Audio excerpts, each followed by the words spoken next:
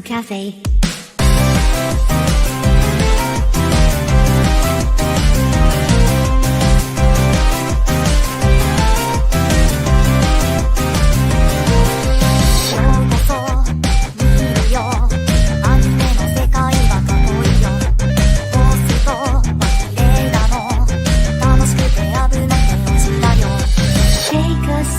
Nostalgia, let the memories bloom. All these stories in my head are gonna make me go boom. Kick back and relax, turn the volume to the max, bob your head until you're dead. Yeah. 負けない負けないワクワクワクワイ全てが好きだから Yeah. Kick back and relax, turn the volume to the max, bob your head until you're dead. Yeah.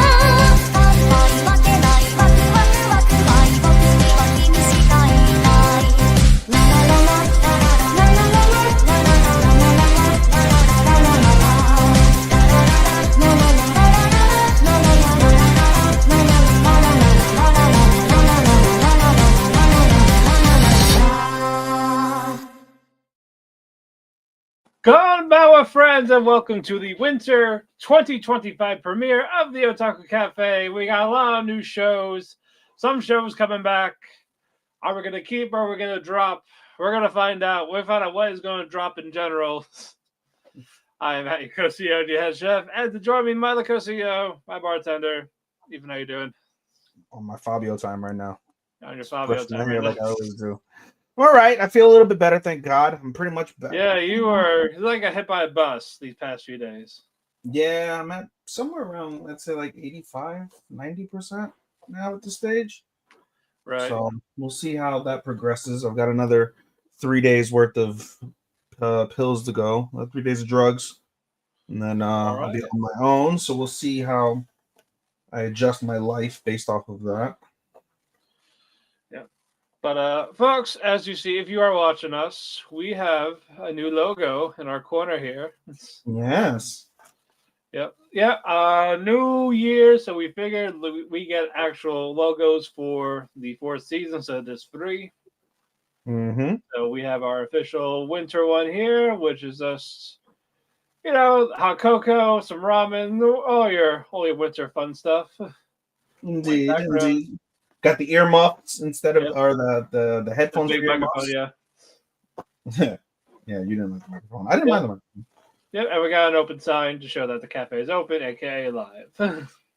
Indeed. Yep, if you want to see the full picture with the actual winter background, check it out on our Facebook page. It'll be on there, and I'm sure Ethan will update it on the Instagram. Yeah. Yeah, I have to. That's a point. Oh, well, you have all the photos, so you can do whatever. Yeah, that's fair. You do. But no, we have a couple of reviews, not a lot. It's mostly first impressions because a lot of new shows aired. Everything is aired. Like I said, we have some good ones. Some are just okay. Hopefully, some will improve. I don't have anything downright bad yet. Just, some stupidity. But before we get to that, we got a couple of news. So let's not waste any of your time. Before that, thank you all that have tuned in for our annual awards. A lot of recording, about 6 hours, maybe. Close to 7. Yeah, 6 to 7 hours. A long 2 days, but we appreciate people that have tuned in. We love you all.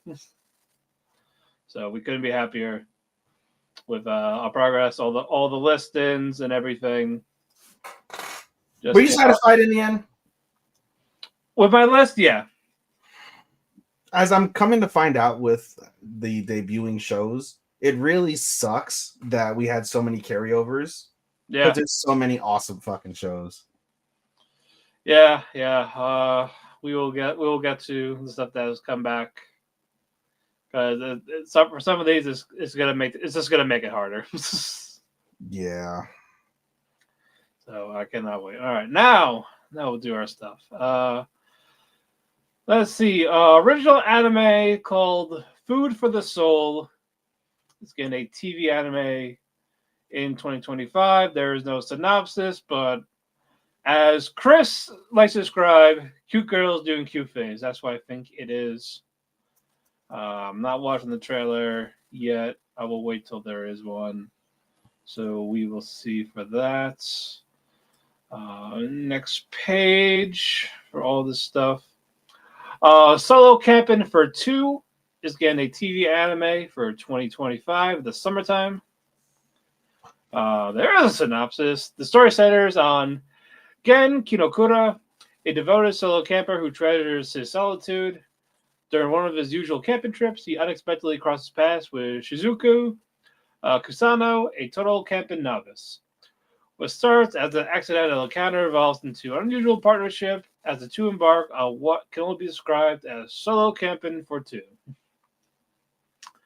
We'll see. Good. Although I might go camping in September. Nice. It's not really, everyone's like, oh, I'm going on vacation for a week. Oh, you're going somewhere tropical, somewhere fun? No, I'm going to go camping in the woods in the north with fucking crazy people that are on drugs and listening to loud fucking printer broken noises. I would say that. I mean, camping in the woods sounds fun. It's really not when you're. It's not my vibe, but it's part of the element of the rave. Yeah. Alas, you can't for 5 days out in 50-degree weather. Well, I need to eventually rent out a log cabin for a weekend. Yeah, exactly. Second season of True Beauty has been announced. I haven't watched it, but for those that have, good for you guys. The light novel Noble Reincarnation, Born Blessed, so I'll obtain ultimate power. It's getting a TV anime with no release date.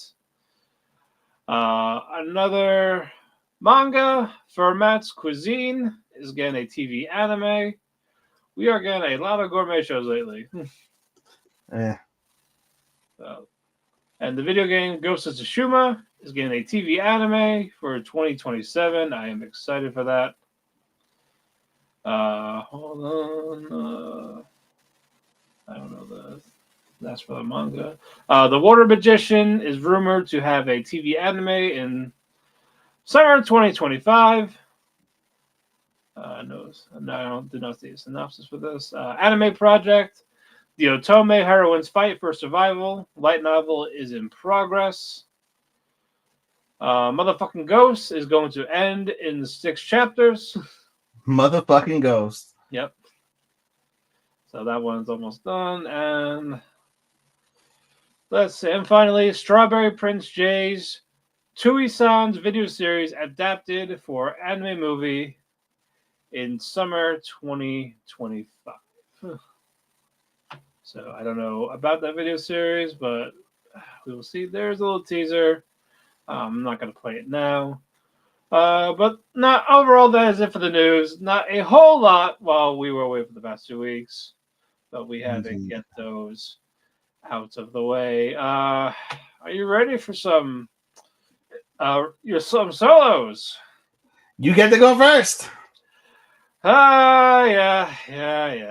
All right. I'll tell you we're even because I haven't caught up on Bureau.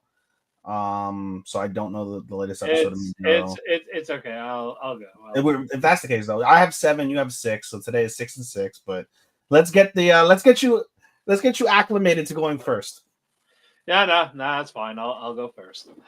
I'm gonna do the reviews from previous seasons first, and then the newer shows after. Shangri-La Frontier. This is the conclusion of the Lycagon fights with Sanraku, Emil, Sagazero, Akane, and Emil's brother. For Sagazero, she was able to meet the requirements for hitting Lycagon 5 times with 2 for special techniques. So because of this, she can do her ultimate technique. And to activate that, she has to do a long chance. So they still have to hold it back. Okay, cool. So Sanraku is doing the best he can with his ultimate weapon. He was able to nullify Lycagon for bits. Akane is up in that as well. They say nullify, negate, annul, attribute, invalidate mean to deprive of effective. You triggered my Google clearly. Well, tell Google to shut the fuck up. Or value of something. Google, stop. Negate implies that he's. Hey, Google, stop. Thank you. Like, shut the fuck up. Shuteth the fucketh up. Yes. So, all right. But anyway, Continue. As Tiger does this final technique of the Armageddon, it looks fucking badass. She was able to hit the Lycagon, and once the smoke is cleared, still sees it. Like, what the fuck? It didn't work. But it did. It turns out that wasn't Lycagon's real body with the wolf. So you see like a little shadowy thing on top with the eyes is like smirking as it disappears. Like, you hit this body. It's not the main body. And then, of course, they got a lot of they got a lot of power bonuses that they have not tested out yet. So I cannot wait for that. Okay, hold on. What's my other? That's us. Okay, so actually there's two that are reviews. I gotta go over to fall because it's considered fucking fall, even though it was fucking end of December. I know. Link click. Let's see. Cheng and Luguan are now at Britain I didn't talk about it for the last week, but Cheng is got a little info about his father, who is in Britain, and Qiaoling told them to basically don't go. Like, she was very adamant on them not going. So of course they go. Of course. So why the fuck not? And we see some of our antagonists, Liu Zhao, who was in the antagonist at the end of season 2. He's kind of observing them, so he kind of helped them out. He doesn't tell them who they are, but Lu Guan's getting a bad vibe from him, and then Lu Guan says, like, no, like, we don't want his help. Like, don't get a right from him or anything. Whereas they're here to look for a certain book in a certain building. When they find the building, they encounter Fei Jia, who is a man with blonde hair, or they call him Felix. He's a model. And we get a little bit of his type of thing. Like, he really didn't want to be a model, but since he's a good-looking fellow, why not use it to get some money? And Cheng and Lu Guan, they were talking to Felix about basically more info about this. Like, oh yeah, you should come talk to my boss. He knows all about this. He knows about breeding and everything. And like, oh, he's a great guy. He saved my life and everything, protected me when people were trying to drown me and shit. Mm-hmm. And during this, there's a game going on, and you get some wild fans. They're pissed off that their home team lost, and fucking Felix out of nowhere, as he drunk, say, "Yeah, they lost." Yeah. So what do you do? So what do you think happens when you say this to a group full of drunk people that saw their home team lose in the bar? You fuck him right in the pussy. Yeah, they start chasing him out the bar, and says, "This is technically the past." Lu Guan says, "Okay, we got chased before, so we're gonna go. We go right." They go right, but there's someone there with a weapon ready for them. Who's that? No. It's just a random drunk guy. Drunk fan. Oh, I thought it was somebody gonna save them. No, not yet. Not yet. Okay. As they get cornered, we see Felix's boss. His name is Vane. And Lu Guan freaks out because in the timeline, he's the one that shot Cheng before Lu Guan went back to the past. So, and on that clip, I was like, ooh, okay. So I wonder what happened to make Vane basically chase him back home later on to go like, hey, I'm going to go shoot you. Bang, bang. So I am very curious about that. I got... Apparently, it's apparently the halfway point Of Link Click for this one. It's not an official season 3. It's like a side story thing. Originally, it said 8, and now I'm seeing 6. Budget cuts. I don't know, so I'm gonna go back because it was 8 like a while ago. So if it was 8, would you have counted it for your season? Technically, I mean, can you really count 6 episodes, even if it is a favorite of yours? Truly, it really depends on how they do it. Like, it's still Like we counted House Husband. That was like 5. Fair. So You beat me. All right, fair enough. yeah. All right, you got me. Yeah, and now it's half the time too. That was like 10, 15. That was like 10, 12 minutes. So these are like 25, even though the first episode was an hour and 10. Yeah. So I got what you're saying though. All right, now for some of my solos. We're gonna start with Zenshu, which I did not know was gonna be a fucking Isekai. What did you think it was gonna be? You know, with how they tied up. Oh, it's produced by Mappa. It's about a overworked animator. Do you think they're gonna highlight that? Yes. No. Well, she is overworked. She's working on an anime movie, but she's not good at the romance one because she's never experienced love. So, okay, and her fucking bitch of a boss is like, hey, can you? No rush. Can I have the transcript? Like, like a couple hours. I see you didn't write anything. You didn't do anything. No pressure. No pressure. Sounds like every other Tom, Dick, or Harry that tries to write anything. Yeah, she brought lunch for people, and she told one of the coworkers, throughout the ones that have clams because they're expired, and of course she ate the one with the bad clam. So she chokes, and she gets awakened into her favorite anime movie when she was a kid. So she isekai'd herself. She got isekai'd by eating an expired clam. Yes, that her boss brought in. So she died. She died, and she's now in her childhood anime movie, A Tale of Perishing. So her boss is being charged for murder on the other side. Yes. Okay. But I guess she knows all the characters, she knows the plot, she knows what happens, while those characters are like, the fuck you talking about? And they're getting to the part where this unicorn fucker Unio, which I really hate, he's about to die, and this then is Matt's cunt of the season. What? This is Matt's cunt of the season. No, he's just an asshole. He's just an annoying prick. Like, fuck your little My Little Pony. Like, someone's gonna put you in a jar. Go away. But anyway, Natsuko has her little power for her magic drawing pen. Basically, change the fates. Rewrite the story.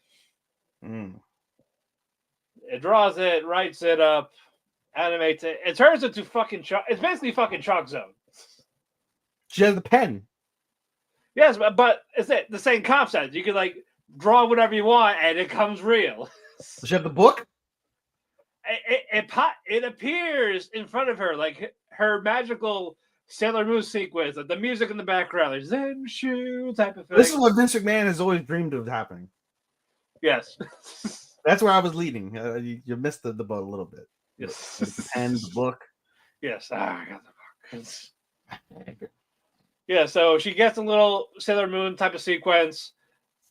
Everything like what an animator needs, she draws, she writes, whatever she comes up with, it comes to life, and boom. And I guess she has to follow the movie to get back home. That's why I think she does comatose. And when the movie's over, it's gonna get a Eureka! All right, now I can finish the movie.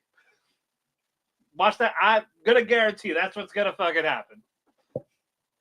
This doesn't sound like it's worth your time. Or it sounds like you should take a bunch of shrooms and then watch this show. Probably. You should literally pause this, and then take a bunch of shrooms at the year end, binge it.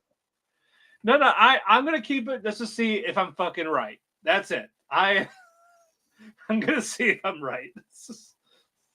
Oh God. And then if I am, I'm gonna kick myself. And slander it. Yes. For biggest disappointment. We'll see. So that is that one. Another one that's a potential drop, Momentary Lily. Or as Chris likes to call it, cute girls doing cute things. It's an original by Gohans, the people that did A Girl Like Forgot Her Glasses, or The Masterful Cat. It's about these. Where is the fucking? Oh, there we go. Okay. Basically, these robotic alien invaders come here, and when they do their attacks, they erase the person from existence. Like gone, kaput, never there, vanished. So they Thanos them. Basically, Okay. fucking Thanos. Okay, so we've got a bunch of Thanoses. Okay. And people have these cool weapons to fight them off, these mechanical monstrosities. Mm. Yuri, Erika, Ayame, Usuzumi, and Rengen. That's the new one. And of course, we have bouncing tits from Erica because they're like fucking J cups. And it's the best thing about the show. They will bounce around with the slightest movement, even when just points at her finger. They're like, they're fucking bouncing. They're doing the yeet. They're doing the Jimmy. They're doing the Jey Uso yeet. Down since day one. Pretty much. Do you wish tits? I wish tits were like that in real life. That's the thing. I'm not crazy about big tits, so I'm not crazy about big tits either. But imagine if all tits did this. Well, clearly she doesn't wear a bra, so. Doing, doing. I mean, it's incredible. Like, I can assure you, the budget towards these is crucial to the story. It's the plot. It is crucial, even though she was kind of being a two-faced bitch whenever her friends did not show up right away to come save her when she was fighting these machine things. Like, she's ready to go, like, she's about to go, man, fuck these people and all that. Like, oh, really? Like, right away. Like, even though they're kind of busy. You gotta save the tits. Yep. And of course, it's also about food because, you know, they got you find canned rations and all this, and this fucking new girl Ray goes, oh, you could do all this in like 3 minutes, like a little quick, like hot power or whatever. Like, you know, fine, whatever. I don't give a fuck about that. I want to know about. You are not buying the cookbook for this show. No. It's just like canned sardines to make something. It's like random shit. Like I could not anyone can make fucking canned food. That's all I'm saying. But yeah, one of the main characters died already. Nice.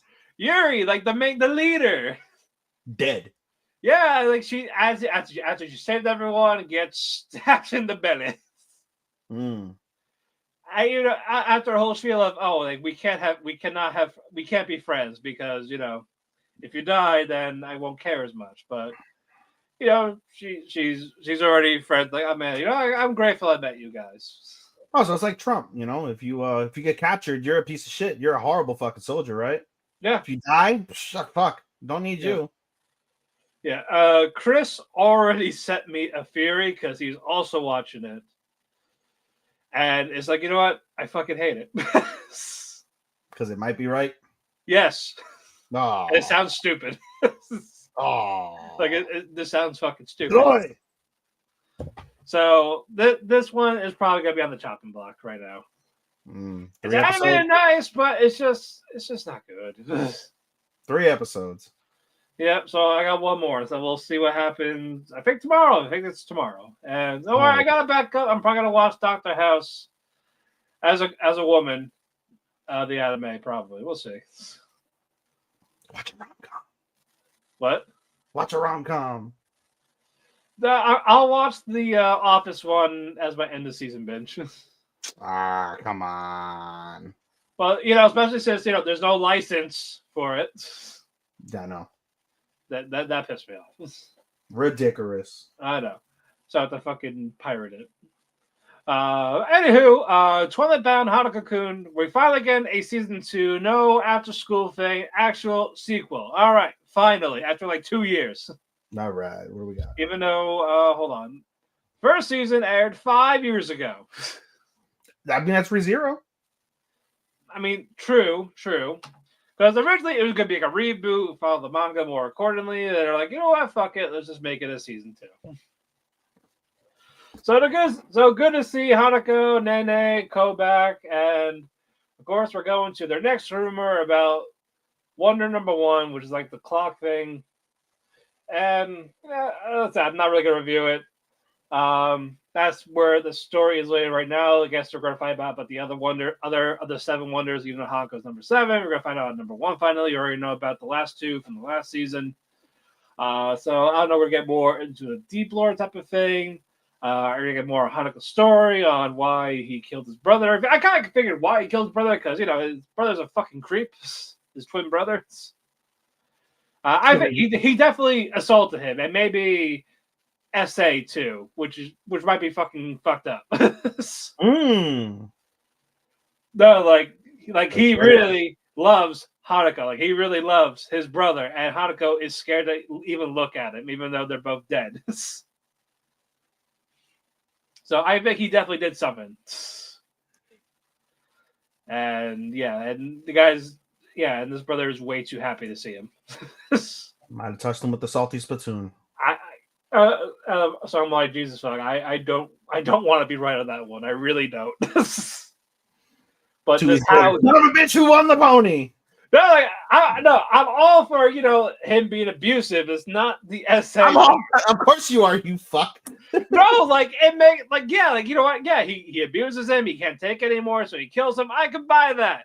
Just that when they're kids, like what the fuck? Don't touch the pee-pee. Don't touch the maybe he bit his neck. I don't know. I don't know what he's into. Like it could be very fucking dark depending on how they do it. Sure. Yeah. But it's not a dark show though. What? It's always been fairly lighthearted. Right? That's right. I usually get it, but just from his story, it just has that dark vibe. Like there's more to it. Mm-hmm. And I like the mystery aspect of it, because it could. Like I'm curious on how whenever he decides to confess it. I touched the pee-pee. Yeah. Next one, Medalist, which is on Disney Plus or Hulu. This one I like a lot. Boo, commercials. Yeah. And since we got a new Roku TV upstairs, the captions are a little delayed sometimes. So I'm like, fuck. I've noticed that with several anime too. Yeah, I hate when the Roku TV does that. Like they delay the captions on Hulu. Just Hulu. I don't know why. Boo. But it didn't do it for the first episode, but it did for the second one. Boo that anime. No, I love the anime. So it's figure skating. There's a drama to it. It's about Inori, who is a fifth grader, wants to become an ice skater like her sister, but her mom won't allow it. Mom don't want it because she did it with she went through it with the older sister and she didn't make the cut because she got hurt. What if that happens to you? Even though Inori is like a genius at it type of thing, like she deserves like so many popular people, like she really wants to do it, doesn't get a chance to. All until Tsukasa, who is the new assistant coach of this skating rink. He's also another figure skater who started late. He started in middle school, and apparently, if you don't start when you're 5 years old, don't bother doing it. I mean, that's a lot of sports. Yeah, no, that's true. But hold on, what's Angel saying about our thing? But in any case, where was that? He's assistant Hitomi who runs the thing. He does figure skating like events type of things, but it's like small shows because he's not cut out for the big time. Because you just start young, so why bother? So they look past him. That's why he sympathizes with Inori, wants to help her out. Eventually, the mother is slowly convinced to saying yes to let her do skating type of things. Tsukasa's like, I'll help her get to nationals. I'm that confident in her. She's a genius. Mm-hmm. And this makes her happy. It's very well animated. I'm looking more forward to the drama. And reading from the comments, like people that are into figure skating, are like, oh no, that's accurate.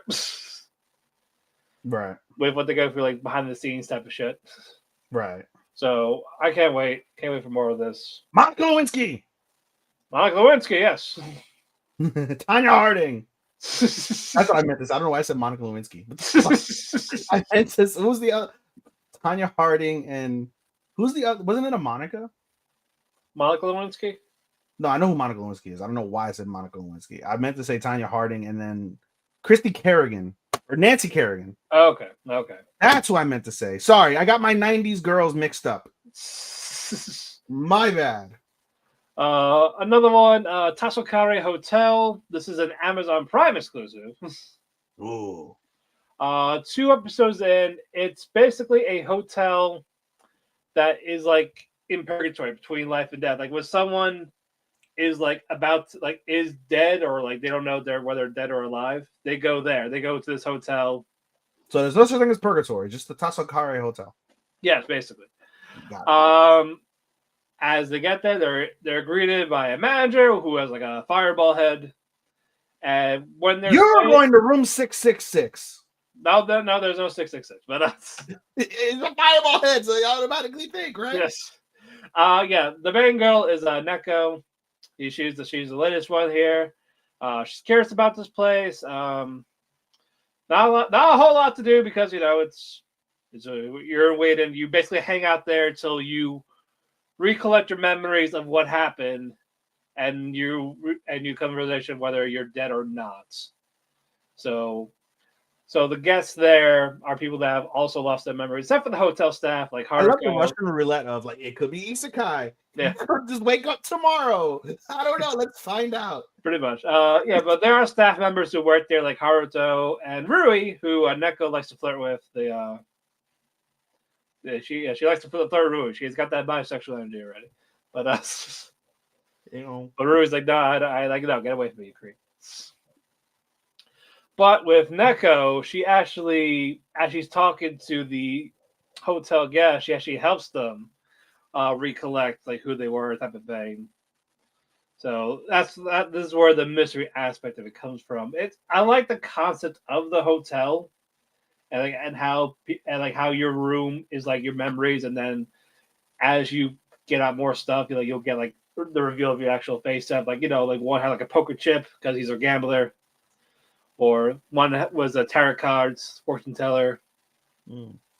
So it gets like all that. Like, I like all of that. It's just the show itself is just okay.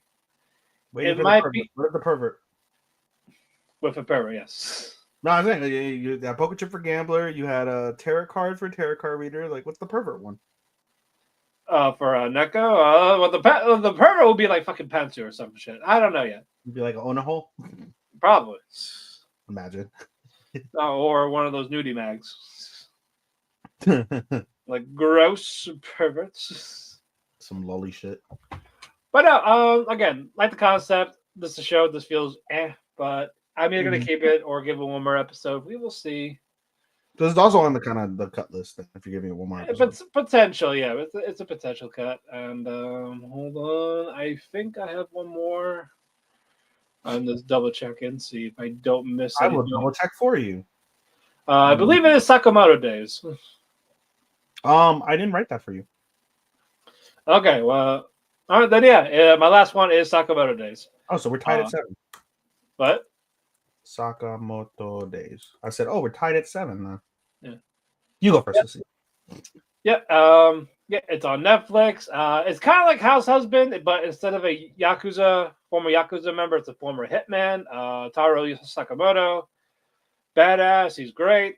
And until love at first sight, he loves her so much, he quit being a hitman, got married, had a kid, and gained weight. He fat.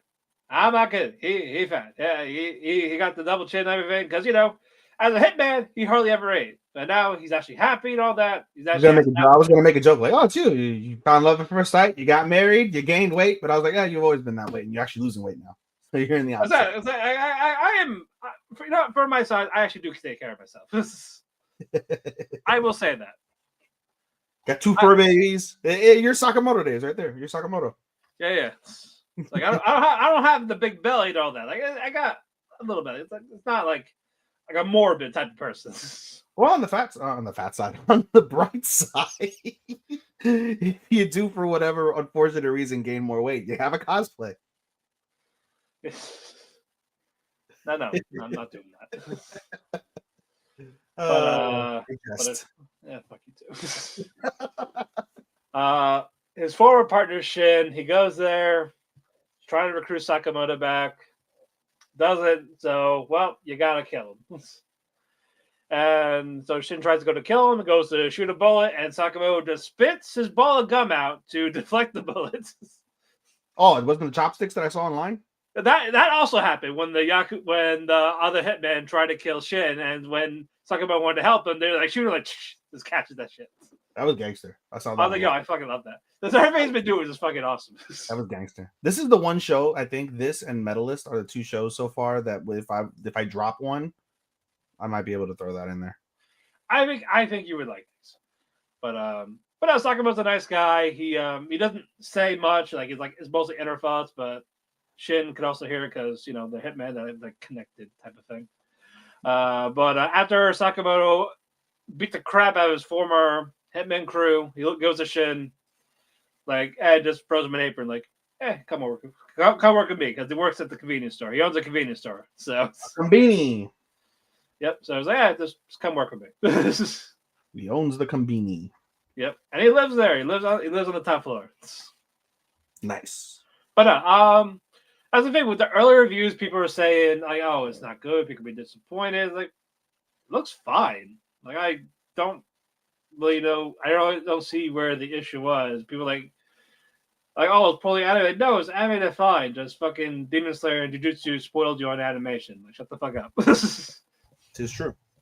So yeah, it's it was fine. I'm glad the whole rumor of it being negative was not true. So I'm very happy with that. So okay. that is it for me. Fantastico. All right. So like I said, no Mi Bureau this week for me because I didn't catch up. I'm 8 behind for the record. So so expect Chris next week. No, I'm gonna try my damnedest to catch up. Although I'm pretty busy this weekend as a whole, but I'm gonna do my damnedest to catch up. We won't be reviewing entire reviews for the record. I didn't get to Happy Marriage. I saw episode 1. I saw episode 1 of everything, so we're good there. But we can't do full reviews of Happy Marriage, Solo, Daima, Kenshin, and Trillion Game. I think that's it. Those are the ones you did not see? Those are the ones I didn't see the latest episodes of, no. All right, so 111. Okay, so I guess we don't have to talk about it. Yeah, I did see Orb. Always make sure to see we'll talk about Orb. Yeah, I didn't see Daima, I didn't see Kenshin, I didn't see Trillion. Trillion looks really good, though. I'm kind of upset I didn't get Gaku definitely stepped up as a character. Okay, I gotta... there's no Haru, which is good. Naruto. Yeah, so, and Daima... And... yeah, so 5... I didn't see, like I said, Bureau. Didn't see episode 2 of Unnamed. I didn't see episode 2 of Girls I Hate. So I'm down. All right. Okay. All right. So No More Bureau. We're gonna start off with. Actually, no. I gotta remove. Actually, you know something? I have less now because I don't have Work Crush. Let me remove Work Crush. So now, damn it. That means I have to go next week starting. Son of a bitch. You have more than me again for solos. Success. You bastard. You could pick up one of the bastards. No, I'm at 20, bro. Once ReZero comes back, I'm at fucking 20. Okay, fair. I don't want to pick up nothing else unless I drop something. Yeah. Unless I missed one. Let me double confirm before I keep going. Did I put that there? Wait, where'd it go? Ichi. Here we go. Yep, I did. Okay. What else do I got? Yep.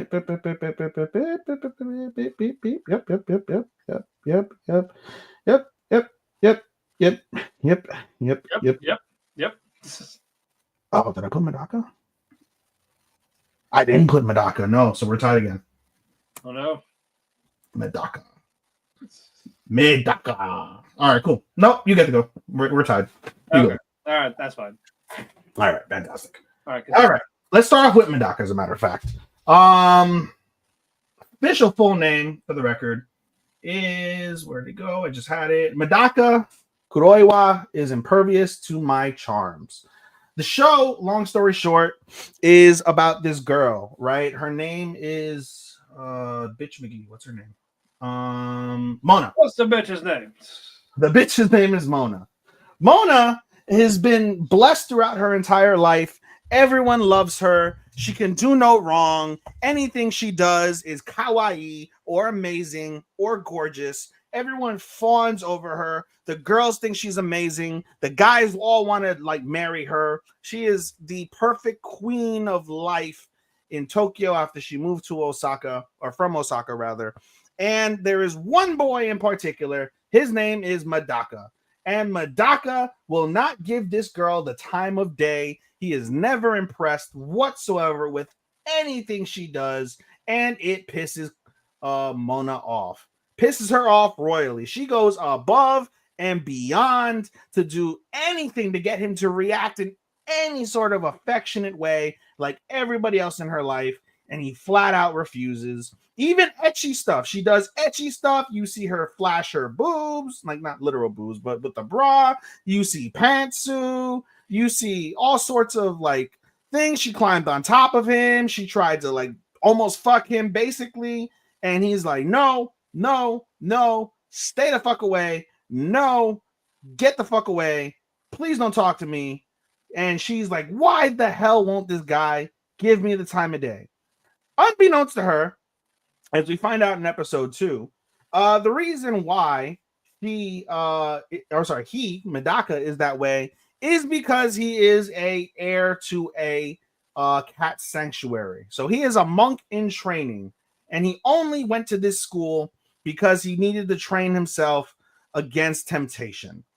So he is going to be a monk. He doesn't want anything to do with women. He has no idea how to even speak to women, as he says.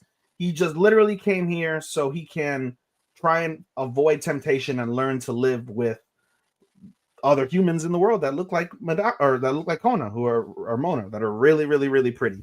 And so the story goes, basically, Mona is going to do anything she can to make him fall for her. And slowly but surely, through 2 episodes, it's pretty much confirmed she likes him already, because it's the only guy that doesn't give her any play whatsoever. And he's fighting it. I will say this. He is fighting the temptation, but we'll see how far that works. I think it's cute. I like the ecchi. I don't like, the pervert in me just doesn't, don't fight the temptation. Just let it happen. Let it happen. And in all seriousness, I'm firmly a believer that you don't have to be a virgin. You don't have to be abstinent to be a religious figure of some capacity. I think it's perfectly fine to not have sex just to fuck. Just if you're only doing it purely for procreational purposes, I think that's perfectly acceptable. But you don't gotta, be a putz about it. So I will keep it though. I think it's pretty cute. Chris makes a good point when we were arguing and complaining about this. So alas, here we are. Okay, moving on. The show that I may drop, the only show that I have that may drop, is Okinawa Girls, basically. And the full title for Okinawa Girls is, where the fuck is it? Okitsura fell in love with an Okinawan girl, but I just wish I knew what she was saying. The show focuses around a transfer from Tokyo. His name is Teruaki, or Teru for short. And he falls in love with Hina, who is Kian, right? Kian Hina is her name. We'll call her Kian. And he falls in love with Kian-san. And the problem, though, is Kian-san speaks traditional Okinawan dialect a lot. And for those who don't know, Okinawan Japanese is vastly different from traditional Japanese. It's in essence its own language. So they speak traditional Japanese, but far oftentimes not, especially when you have like older generations or people that have only grown up on the island, they'll speak this other different language in essence. And so he likes her, but most of the time has no idea what the hell she's saying. Enter Kian's friend, Kana.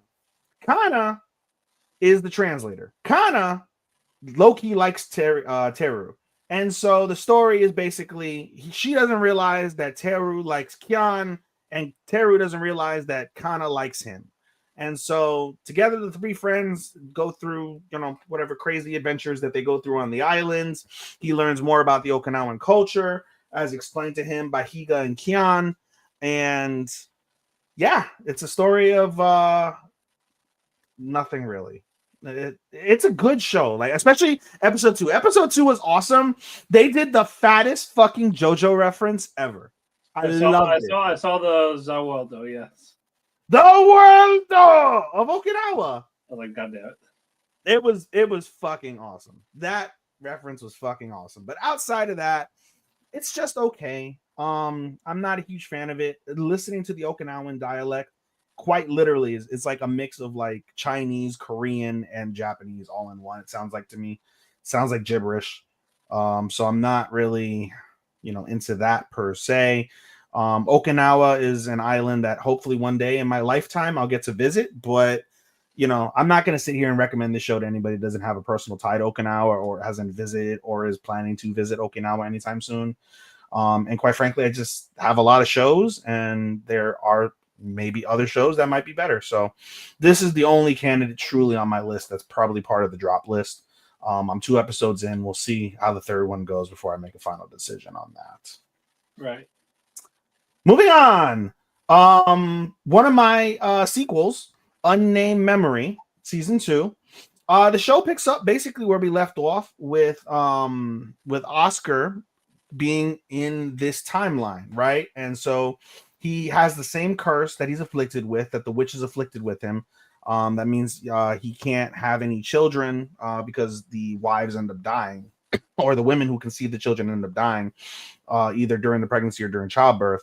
And so he goes over to now the city of Tuldar, which still exists to present day, to speak to the witch that's there. Unbeknownst to him, though, he's met the witch, he knows the witch, but doesn't realize this. And so we see Tinashe. Tinashe's there. Tinashe recognizes him immediately and is in heaven. Absolutely is in heaven. She gets to see Oscar again. Oscar acts differently, though, and so does Tinashe. Right. And so we get an episode basically of them starting to talk, starting to get closer. She's hiding the secret from him that his alternate timeline self saved her from damnation, basically. And she's the reason why he's the reason why rather she wants to go above and beyond to protect him, to be there for him. She wants to get married to him. And he's just like, you're too close. The fuck are you doing?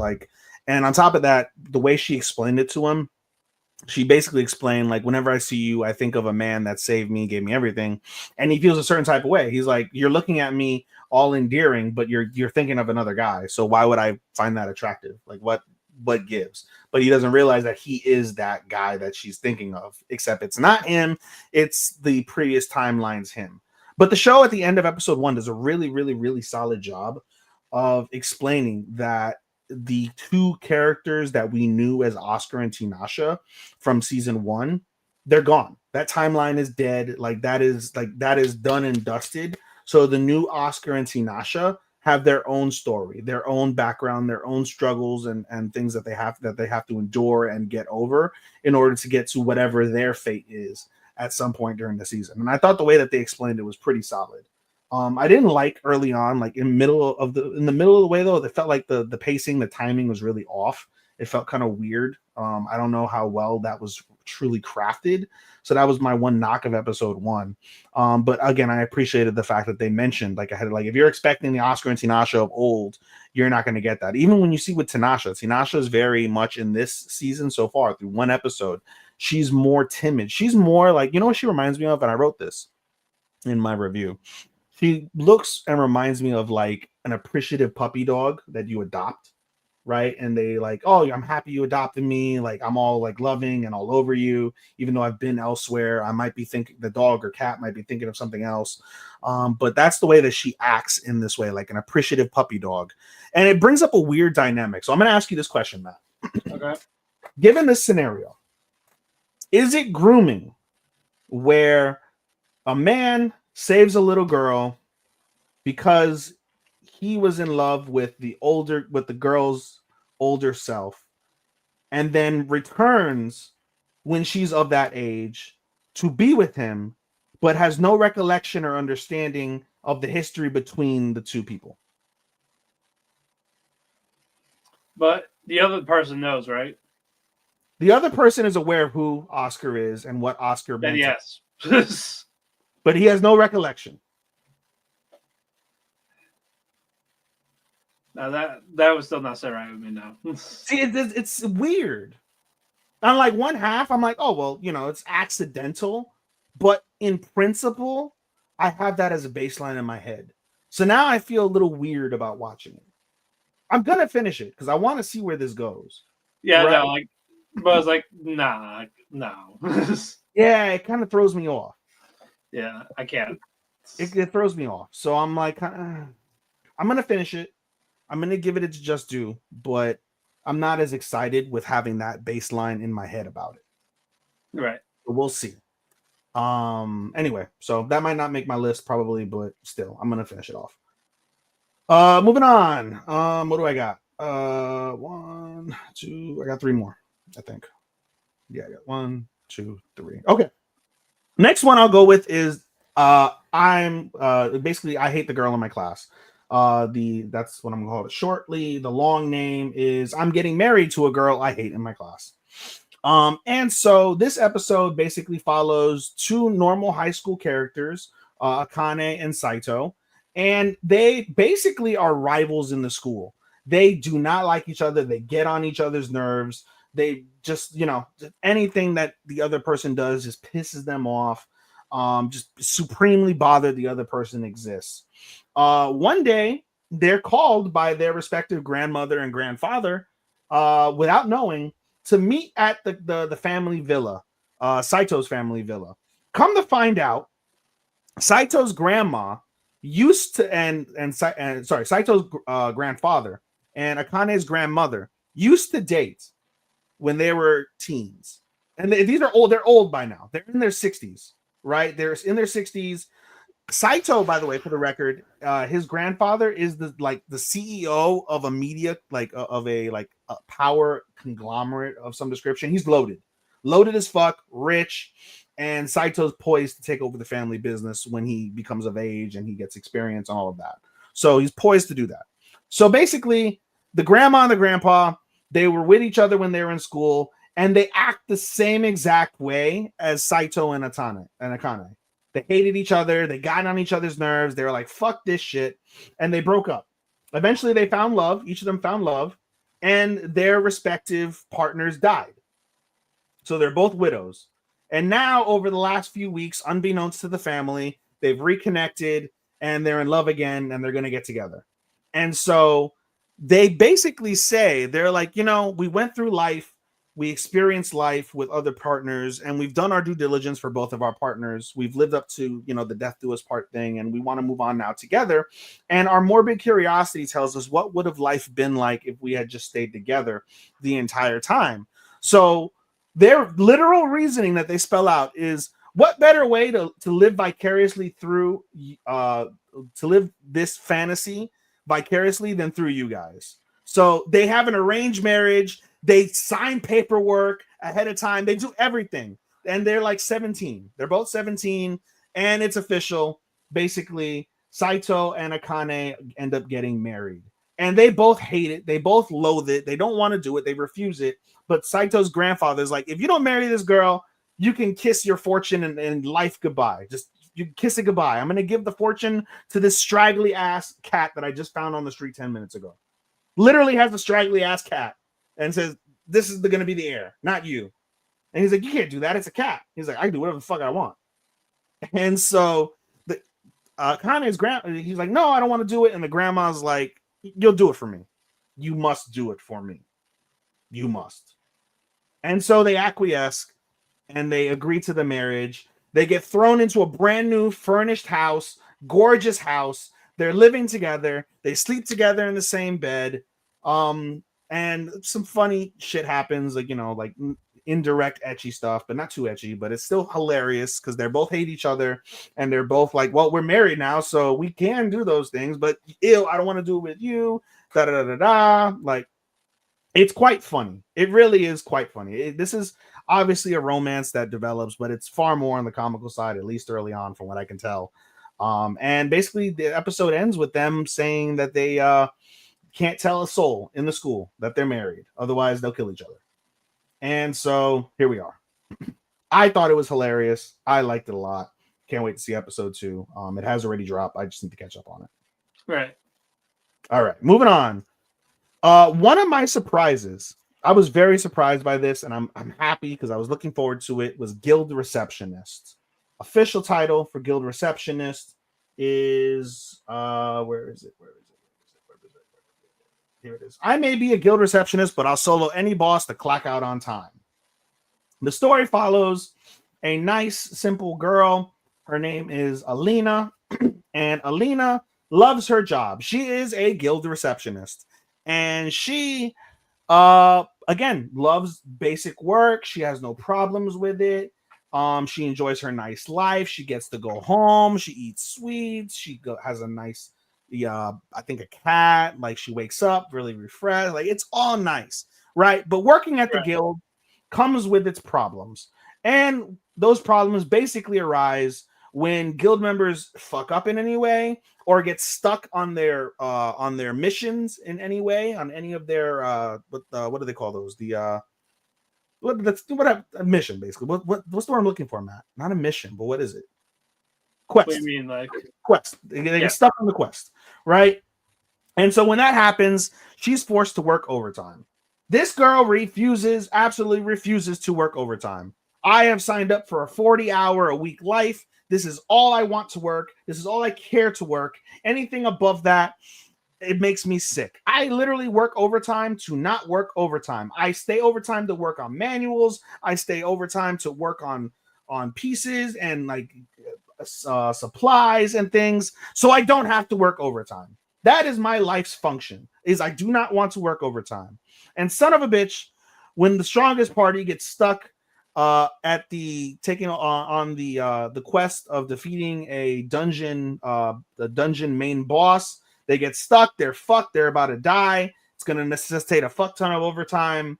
Alina goes and saves the day, and she slays the fucking beast, basically like 3 hits it. No problems, completely slays it after a party of like 5 people can't do a damn thing. Solo's the boss, right? And so they put out a hit to basically be like, hi, Bash. Ethan says hi. Ethan says hi. Hello, Ethan. Hello. They said hi. And so they put out a hit. They're like, oh, find us the Executioner. She has now been nicknamed the Executioner. And everyone is like, we got to find this girl. She soloed a boss. She must be crazy powerful. And Alina is like, fuck, this is the last thing I wanted, because if I get found out for being a adventurer while being a guild receptionist, I cannot be a guild receptionist. That means I can't work a nice job. That means I'll have to work overtime, because there's no such thing as clocking out as an adventurer.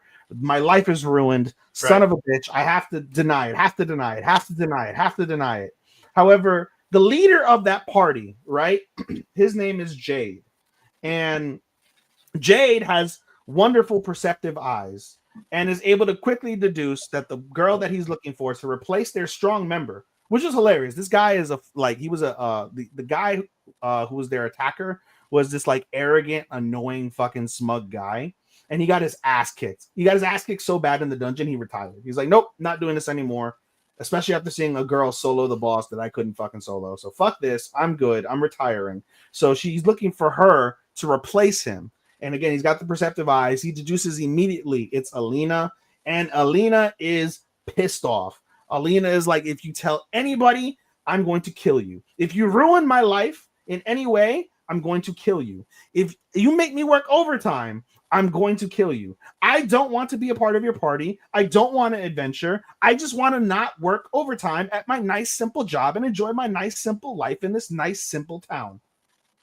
Now, would you fuck off and get away and never speak to me about anything ever again? And so the episode is basically going to be, or the season is going to probably revolve around Jade and Alina and her abilities being OP as fuck, and him wanting to be in the party and her wanting to live a simple life that's going to necessitate her to do adventuring, even though she doesn't want to do it. It was fucking awesome. Alina, like I said, this reminded me a lot. This reminded me a lot of watching Eminence in Shadow without having Shadow be a putz in real life. Because Alina is not a putz. She has clear motivations, right? It's so refreshing.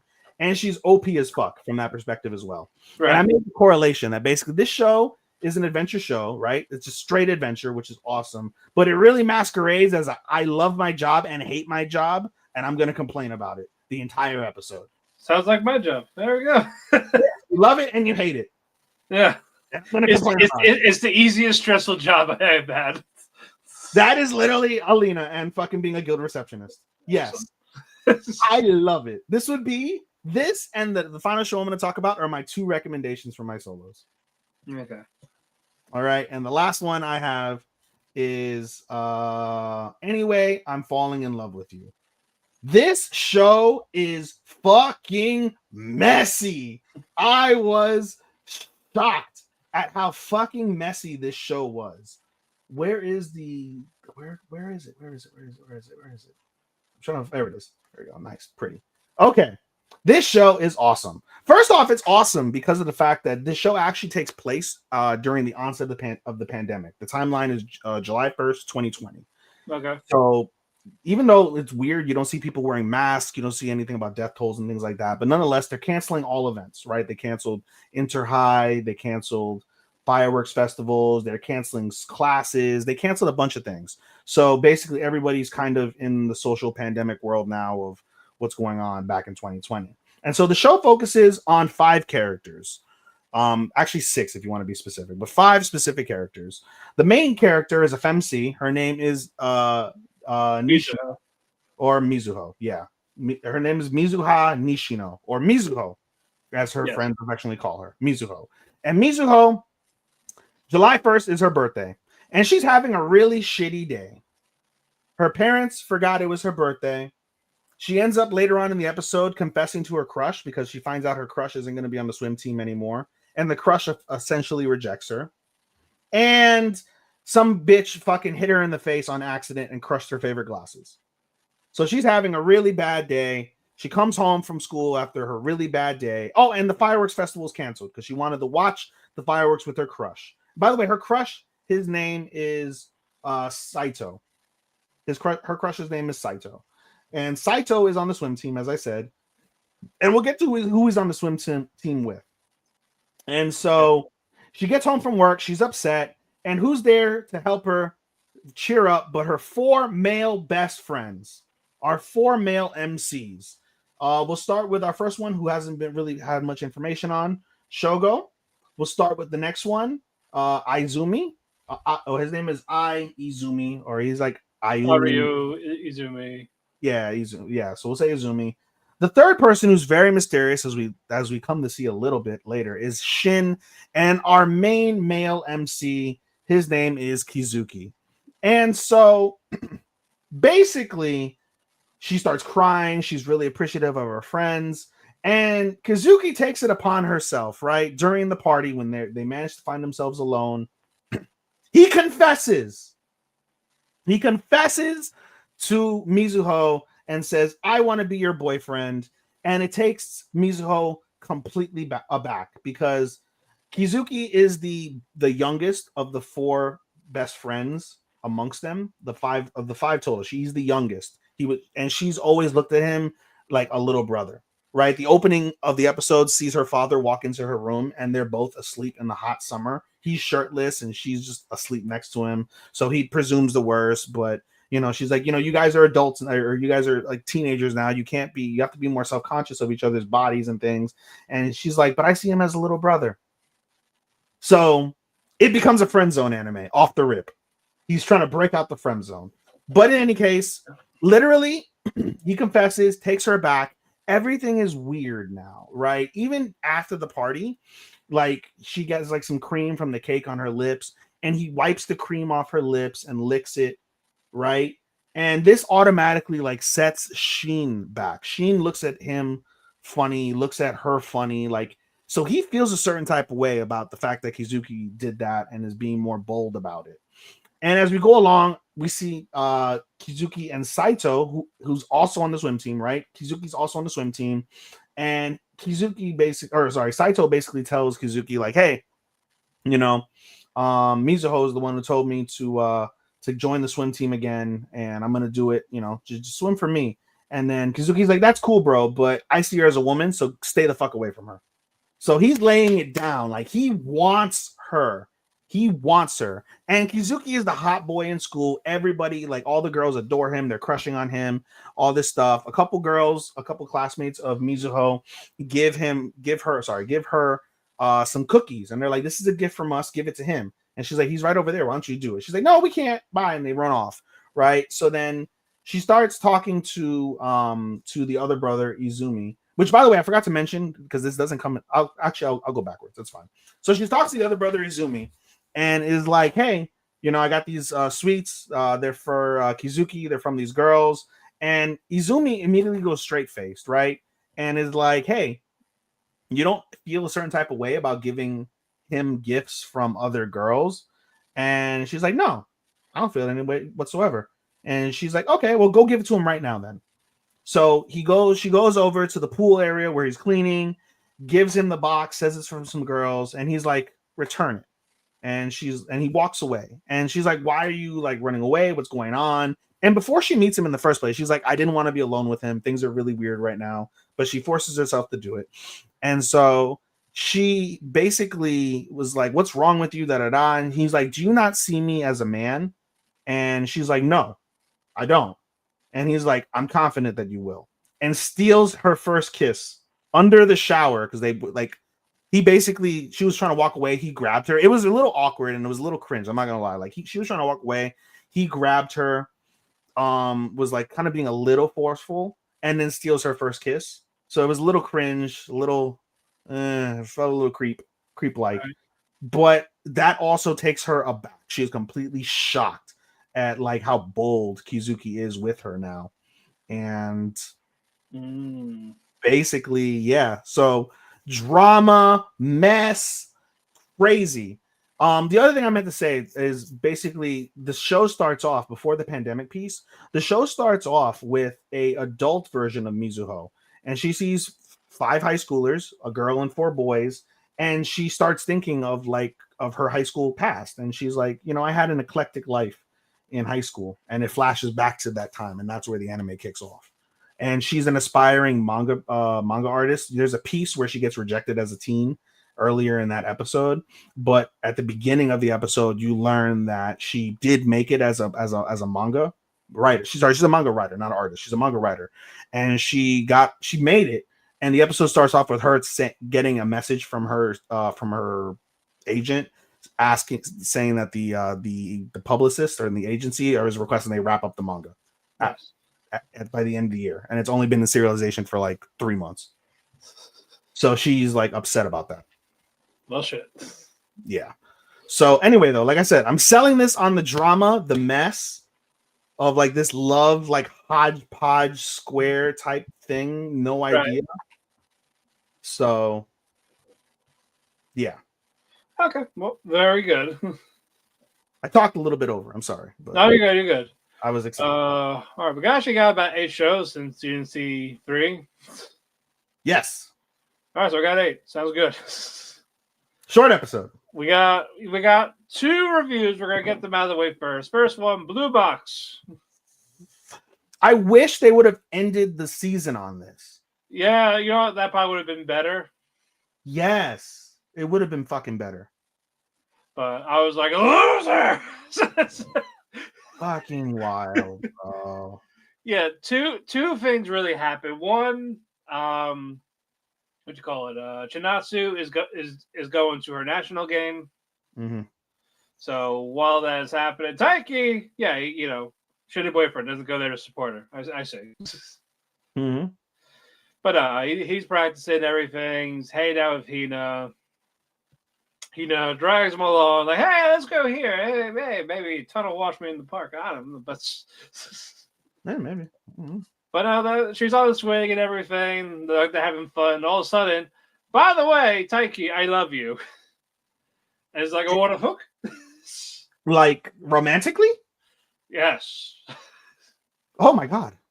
I've never known. And as that's happening, we go to Chinatsu with the basketball game. On the line.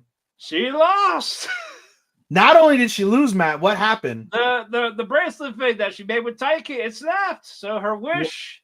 Coincidentally, at the time that Hina said, "I love you." Yeah, so her wish, good luck, whatever you call it for those things, was not granted, and she lost the game.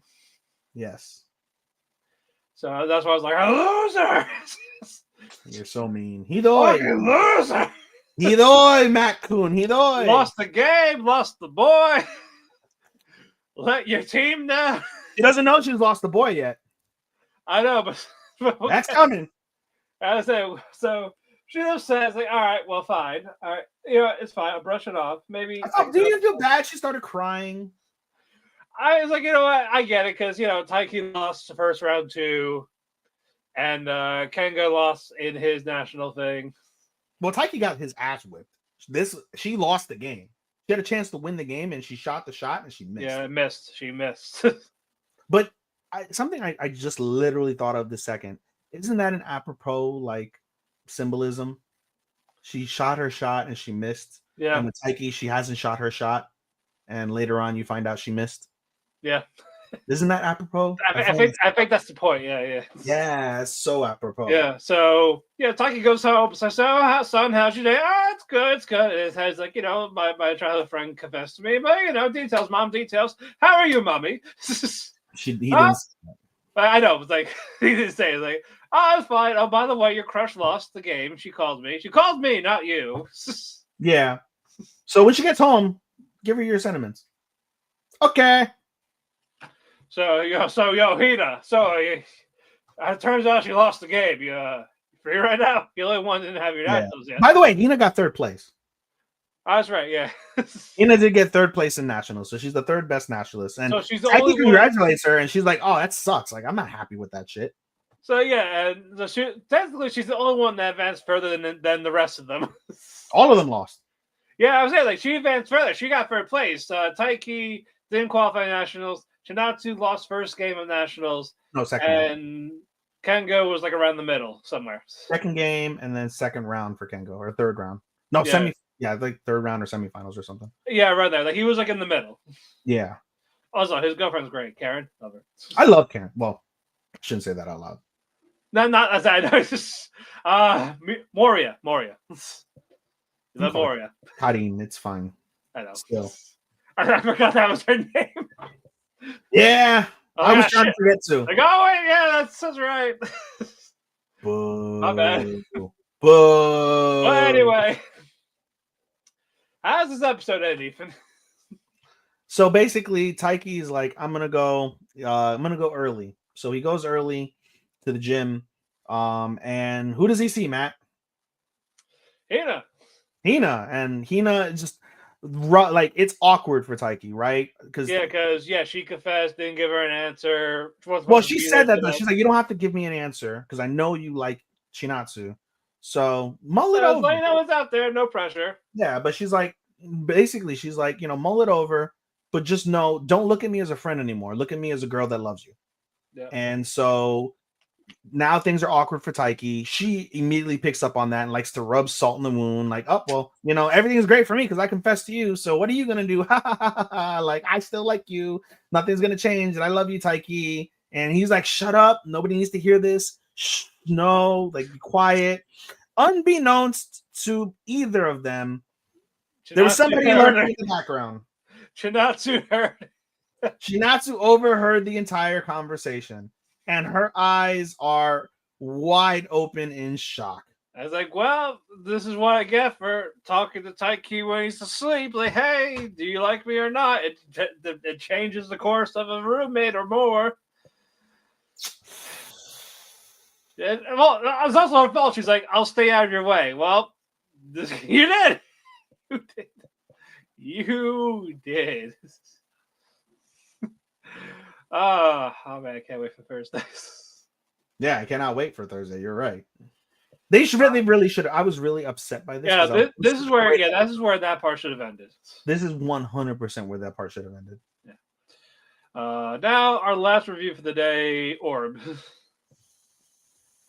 Honestly, I think the Bulldogs review was better than the Orb review this week. Orb was interesting, but it's more for the Novak backstory type of thing, and then when we get to the 25 years later. Yeah.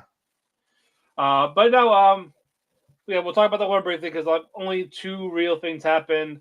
One, the Inquisitor that let Yolenta escape got basically beat the shit out of and murdered. Yeah. Saying, I want you to let her go. I love thy neighbor. Well, you're gonna die. We're gonna call you Yolenta, and we're gonna tell him you died. Yeah, we'll tell Novak Yolenta died, but where you got the body? What are you talking about? We got one right here. Yeah, burn it. So while Novak was watching Baden and Oxy get hung, they were like, quick, come quick. Your daughter is being executed.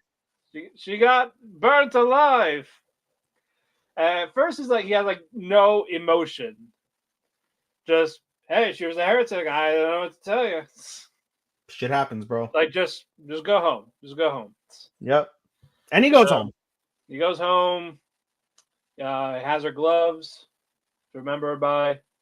I guess we got a backstory of when she was a kid. Mm-hmm. Just doing good in school, studying. Novak's proud of her. Wants gloves. Mm-hmm. Novak gets a special order in. He's like, yep, you got that. Remember, you did because God loved you. God loved you. Yes. The gloves are too big. And she's like, fuck God. You take that back right now.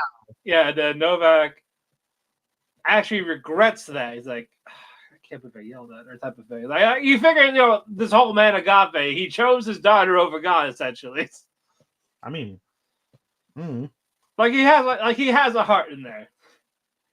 And she apologizes to all people first, and then he just goes to his knees like, I am so sorry. I want to be good daddy. Yes. In all intents and purposes, he's never been a bad dad. He's a shit human. He's doing his job. He's a shit human, but he can't say he's a shit dad by any stretch. No. Again, this is more, unfortunately, he's doing his job. He's not Bondrewd. Yeah. And then next morning, he trips. He's on the gloves. And he's sobbing. He's realization hits that his daughter's gone. Sad boy. Yep. On the other side, we get the priest. I forgot his name. Grabowski. Yeah, so he's like talking. Grabowski. Yes. Yeah, he's talking to the people that go to the church. Like, oh man, I can't believe you. Did you hear about then he died? I didn't know this. Yeah. He was a heretic. Like, he's not a bad guy. Like, guys, calm down. He's just a dick. Yeah, he's just an asshole. And as he's going to like his study room type of thing, he sees like a little note thing. And it's from Badeni, who gave him a poem of a scripture, like basically of what he wanted, a request for, like some offer he was very curious about. Yeah. He's like, I don't know it all by heart, but I know a good chunk of it. You can have it. I got a favor. If a beggar comes to you, let him in. Peculiar beggar, specifically. What? A peculiar beggar. Yeah. If he says like he requests to come in, just let him in. And the peculiar beggar comes. Yeah, he comes. He's like, "Hey, come with us." And they all turn around. And they start like cutting the back of their heads, the hair. He's like, no, don't all kill yourselves at one time, please. Don't. No, it's all. Badeni wrote his work in the back of the. No, Badeni didn't write his work. I'm sorry, Oxy. Yeah, Oxy's work. Yeah, like all like he like on page 1, on page this. It goes up to page 56. Yep, and Grabowski's like, is it my turn now? And we get to 25 years later, and I love this guy. I love Schmidt. Schmidt is badass. I can see Schmidt with like a Spanish accent. Yeah, he's voiced by Ainz, which makes it great. And he's also voiced by Ainz. Yeah. Yes. Yeah, like he lets stuff get captured by the Inquisitor type of thing. He's being interrogated. No fear. None of this. He releases. He helps free up some people, and they want to join him. It's like, all right, we can't have you guys join us. Like, all right. By the way, how badass was it? They blew up the fucking church. Yeah, I know. Like, yeah, these heretics they're not taking shit anymore. I love that. They're defending themselves finally. He literally with a bomb blew up the fucking church, killed like 15 people. Yeah, they were like, take us with you. He's like, no, I'm sorry, we can't have you. It's a dangerous thing. Like, all right, fine, here we go. You love the Bible, right? Yep. Like, we're all man of God. All right, but now reject everything about it. Fuck the Bible. It's like basically have your free will type of thing. I don't wanna. And he's like, good, I respect your answer. He's like happy, like I appreciate it. Yeah, now get the fuck on. Yeah. So like, you know what? I fucking love it. Yeah.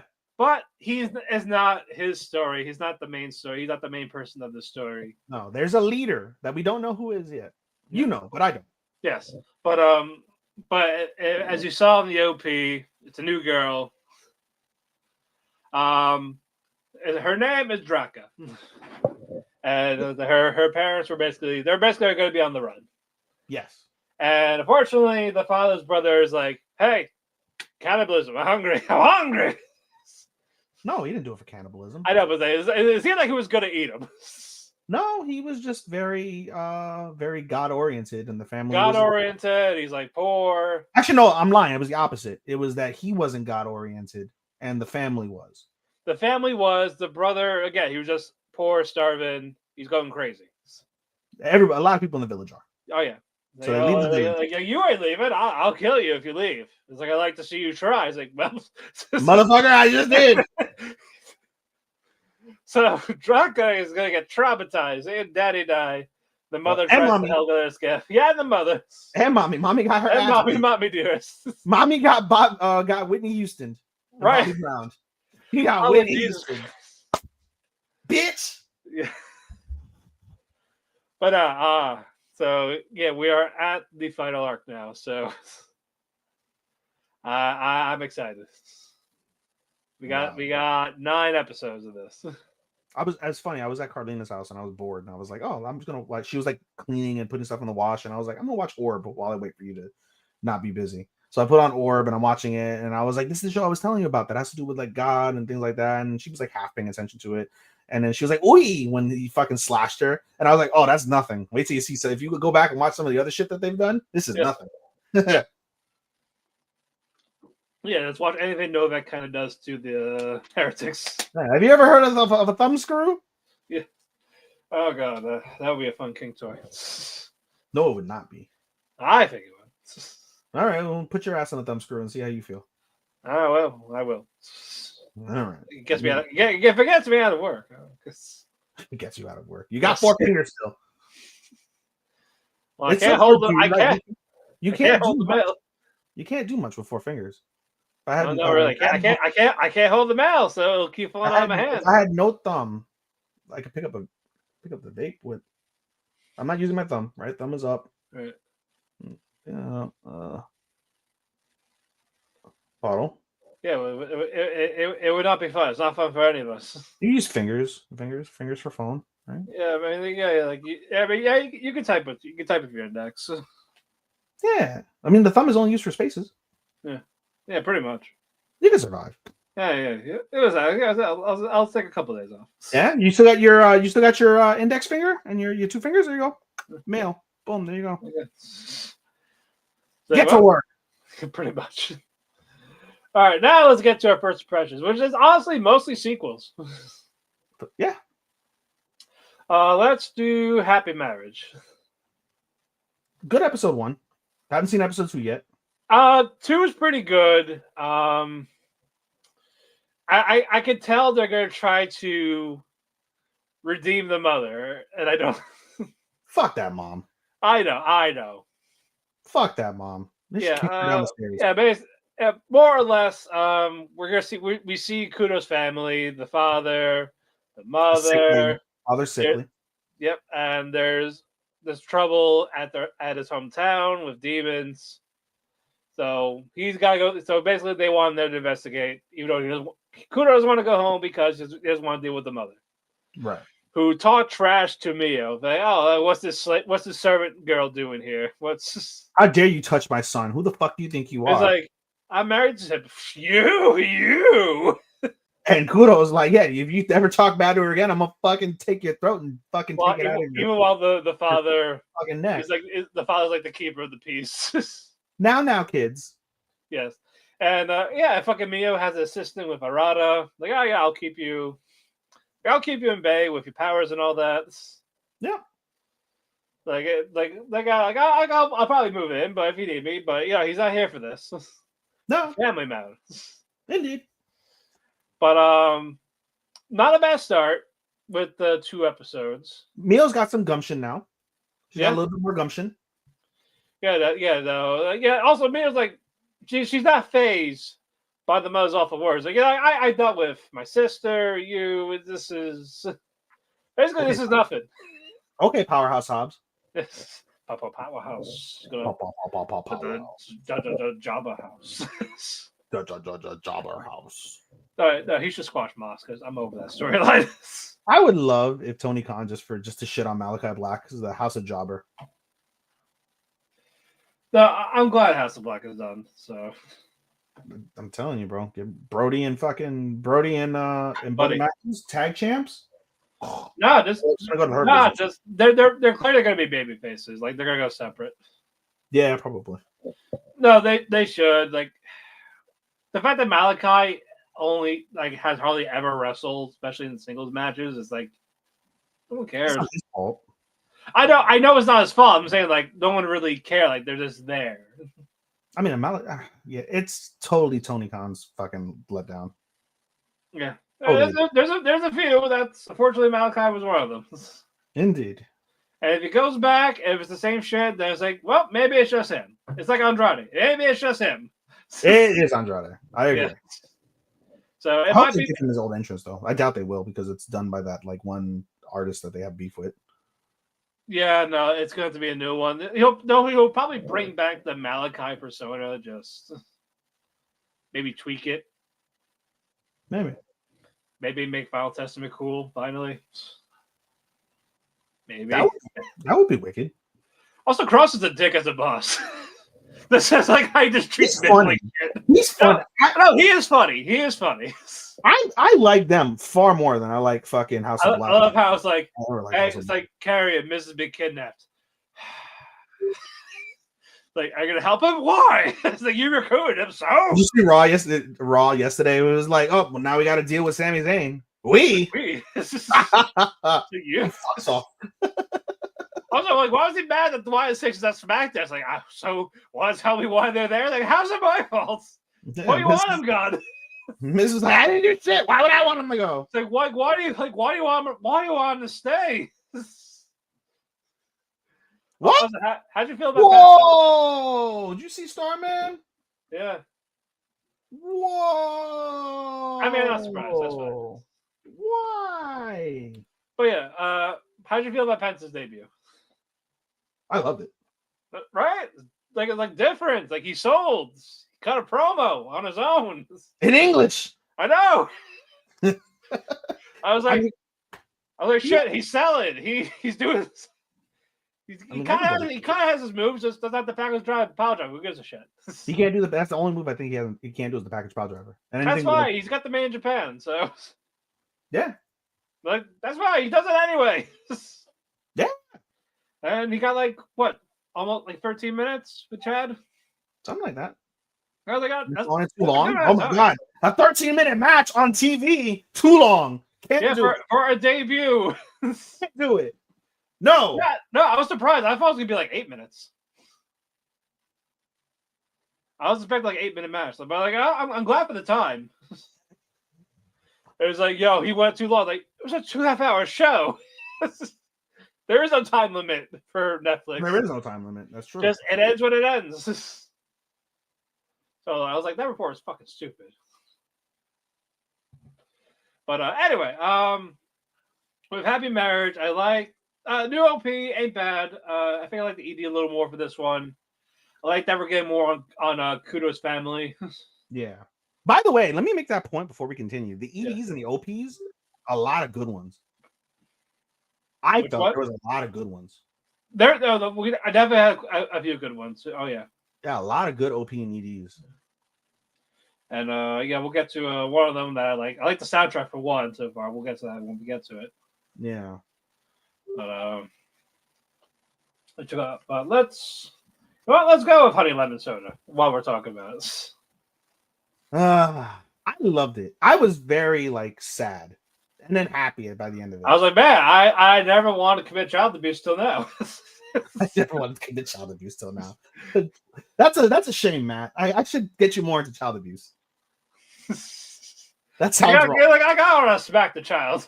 I gotta smack those friends. Oh, bro, you kidding me? There's plenty of fucking kids that I wish I could just fucking. I know, but down the fucking flight of yeah, stairs. just focus on Uka. She's not like our Mitsuri country bumpkin. She is someone who gets bullied in school A lot.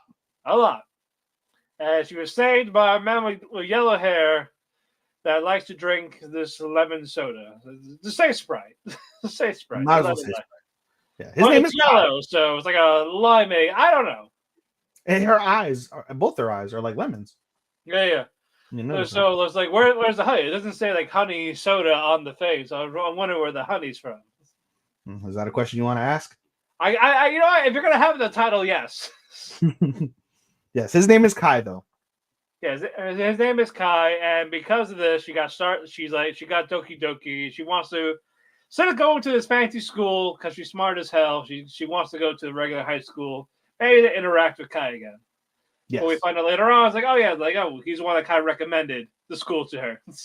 Then you're gonna let a stranger tell you what to do, okay? That's how she has no friends. That's how subs work. Jeez, fuck. You're not wrong. But no, she goes to school, introduces herself. Looks like she was making friends with one person, but she sees her old friends. Like, oh my god, it's that Stone girl. Like, no emotion. They're not friends. They're cunts. I know. Like, they're gonna be. That's what I said, quote unquote friends. I didn't see you do air quotes. Watch them be redeemed. Please don't. Gonna call it right now. Please don't. Yeah, but but of course, fucking Kai saves the day, makes her stand up for herself. Like, if you're in trouble, ask for help. Kai squirts his lemon soda at them after you could. No. Ishikawa did. You mean Ishimori? Or Ishiwa, whatever the fuck her last name is. Ishimori. Yeah. Her. Yeah, she does it, and they push her. It's like, who do you think you are? I am. Yeah, it's like, well, Kai's like, hey. I'd say, hey, you say the words. Help me. Got it. Hey, cunts. Yeah, if you do that again, I will slap the shit out of you. Yeah. But these hands are rated E for everybody. Yep. And they're like, oh, well, I never have uncooped. And they run away like pussies. Yeah. I'm not getting the Skip and Loafer vibes, but I am curious to see how it goes. I did early on. They lost the plot on Skip and Loafer in the middle and then toward the end. Yeah. And now the Skip and Loafer vibes will have to come from the friendships. Because Kai is close to two other people in the class. Tomoya, Satoru, and Ayumi. Yeah. Those are the friends, yeah. Yeah, so I think that's where the vibes are going to come from, is the overall friendship. While the romance aspect, I think the romance aspect is probably going to develop a little bit quicker than in Skip and Loafer, maybe. Yeah, as I with Skip, even if they don't do the romance, is like, I'm content. It doesn't need it. It doesn't need it, but if it happens, it happens. Mm-hmm. But with the Honey Lemon, it is advertised as a romance. Like, it'll come, but I don't know how they're gonna do it. Yeah, I do hope it's a mix with the Skip and Loafer friendships, like the light vibes. With that, I don't know, because the story is basically going to be her like adapting to having friends, to being. Yeah, like, I just don't want it to be like it's just her learning how to defend herself, and that's why she falls for him. No, I think the bullying thing kind of is pretty much going to be over after this. I give it like one, maybe two more episodes of that. Of bullying. Like, maybe, we'll definitely see them again. We will. I have a feeling we will. Yeah. And then I think that second time is she's gonna maybe get into a fight, and then she's gonna finally stand up. Right. Because she's already verbally stood up, and that's the principle of Honey Lemon Soda. Basically, is a girl that is downtrodden and very shy and scared to do anything because of the bullying, and she's breaking out of her shell. She helped Ayumi out with a math problem, and what's it called, and endeared herself that way.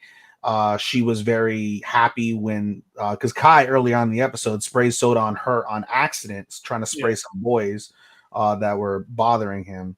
And for the first time ever, someone cared about something misfortunate that happened to her outside of Kai. They even talked again, like after, like, okay, maybe it was a one and done, but during class, like, hey, you should come with us. It's like, sure, I'll come. It's like, oh my god, it's that bitch. Like, oh, never mind, I'm not gonna go anywhere. Yeah, and so it's more the love story is there. I think the Skip and Loafer vibes will kind of be more because you can't even say. I think this is a little bit more serious because at least with our country bumpkin, whose name I'm forgetting, Mitsuri, right? She had friends, right? So she was a normal girl, right, from a way different place, and she has to It's just her adapting to the city life because she only knows like a population of 30 people. Yeah, this girl doesn't have anything. She has nothing. Seems like she's secluded because she's a smart girl, keeps to herself. Yeah, and her family knows probably that she's been bullied, probably overprotective. So she's having to find herself, which in Japan is a huge deal. I think like it's really two opposite ends of the spectrum. It's either people that have find themselves and they're supremely confident, or they're those people that are subservient. And just they're very shallow, very withdrawn, not opinionated whatsoever. They just go with the status quo, and she's trying to avoid that because of the realities of depression and things like that. So I venture to say this show may touch on different topics because if you read the synopsis basically says two things that really stand out, especially after you watch the first episode. The first piece is Kai is the sunshine, and she mentions it too early on in the episode too, or in the middle of the episode. Like, Kai is her sunshine. Kai is the ray of hope and light in her life where it's been completely dark because of her misfortune.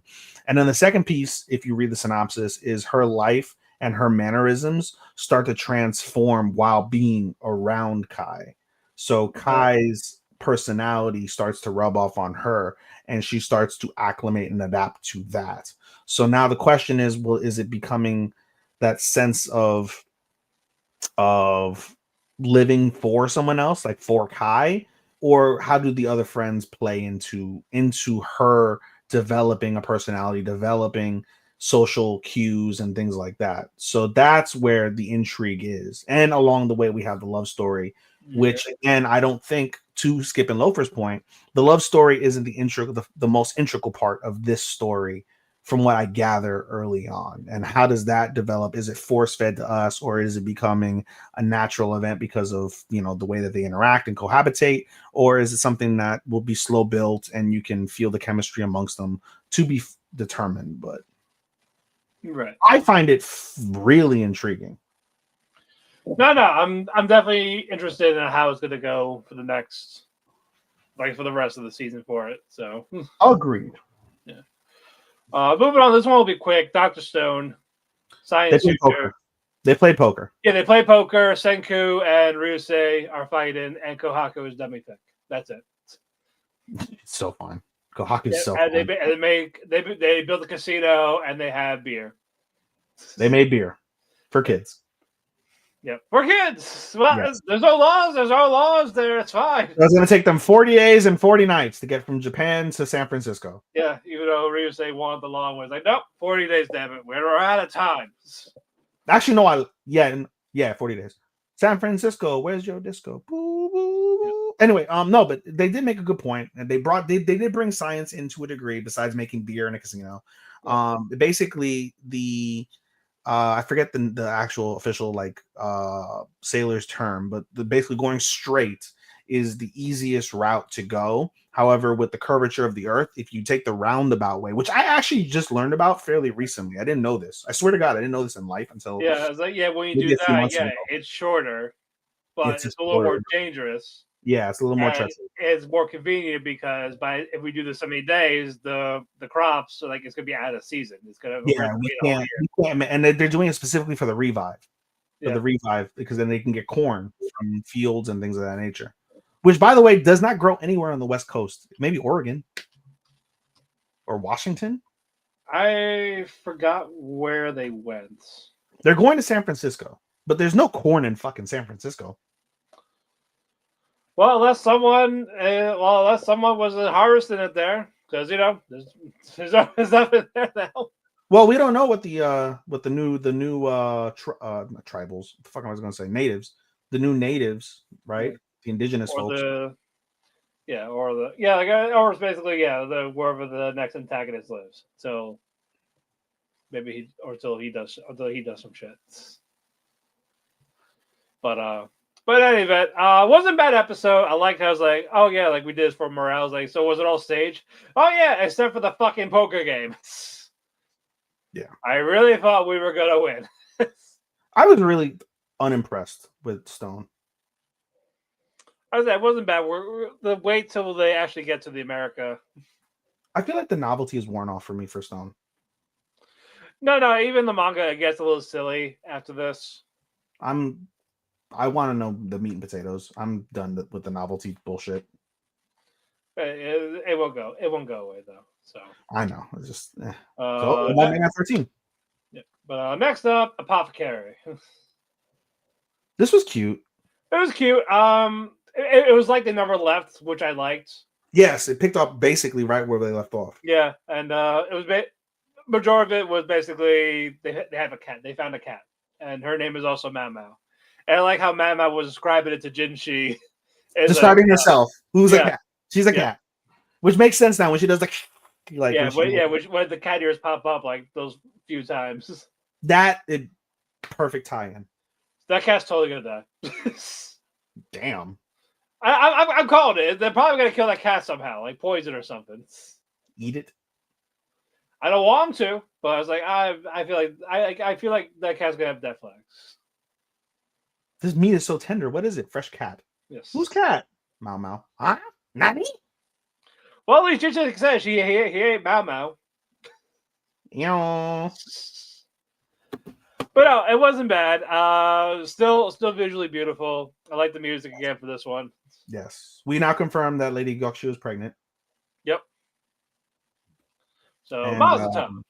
I was interesting to see the Emperor praise Mao. Well, it does a lot of work. And yeah, of course, fucking Mao brought books over of, basically learn about, let's talk about sex. Karma Sutra.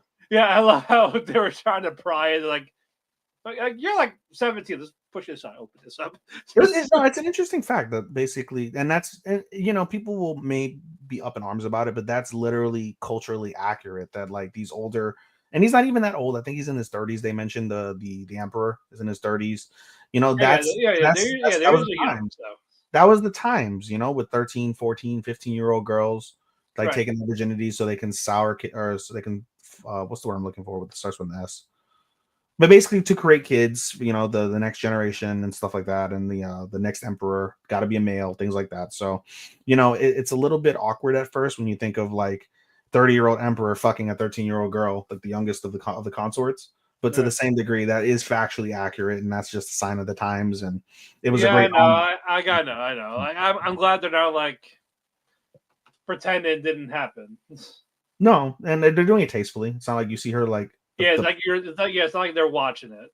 Yeah, you're not seeing the forcefully being taken her flower and shit. So it is what it is. But I thought that was interesting that the principle that Mao addressed that like all these young girls are all virgins. And they don't know jack shit. So, you're damn if you do and damn if you don't, right? You have the old man taking your virginity, and then you don't know jack shit about sex. So you're not going to please the old man. You're just going to be, it hurts. And he's not going to get anything. So. But not a bad start. I'm happy to see him back.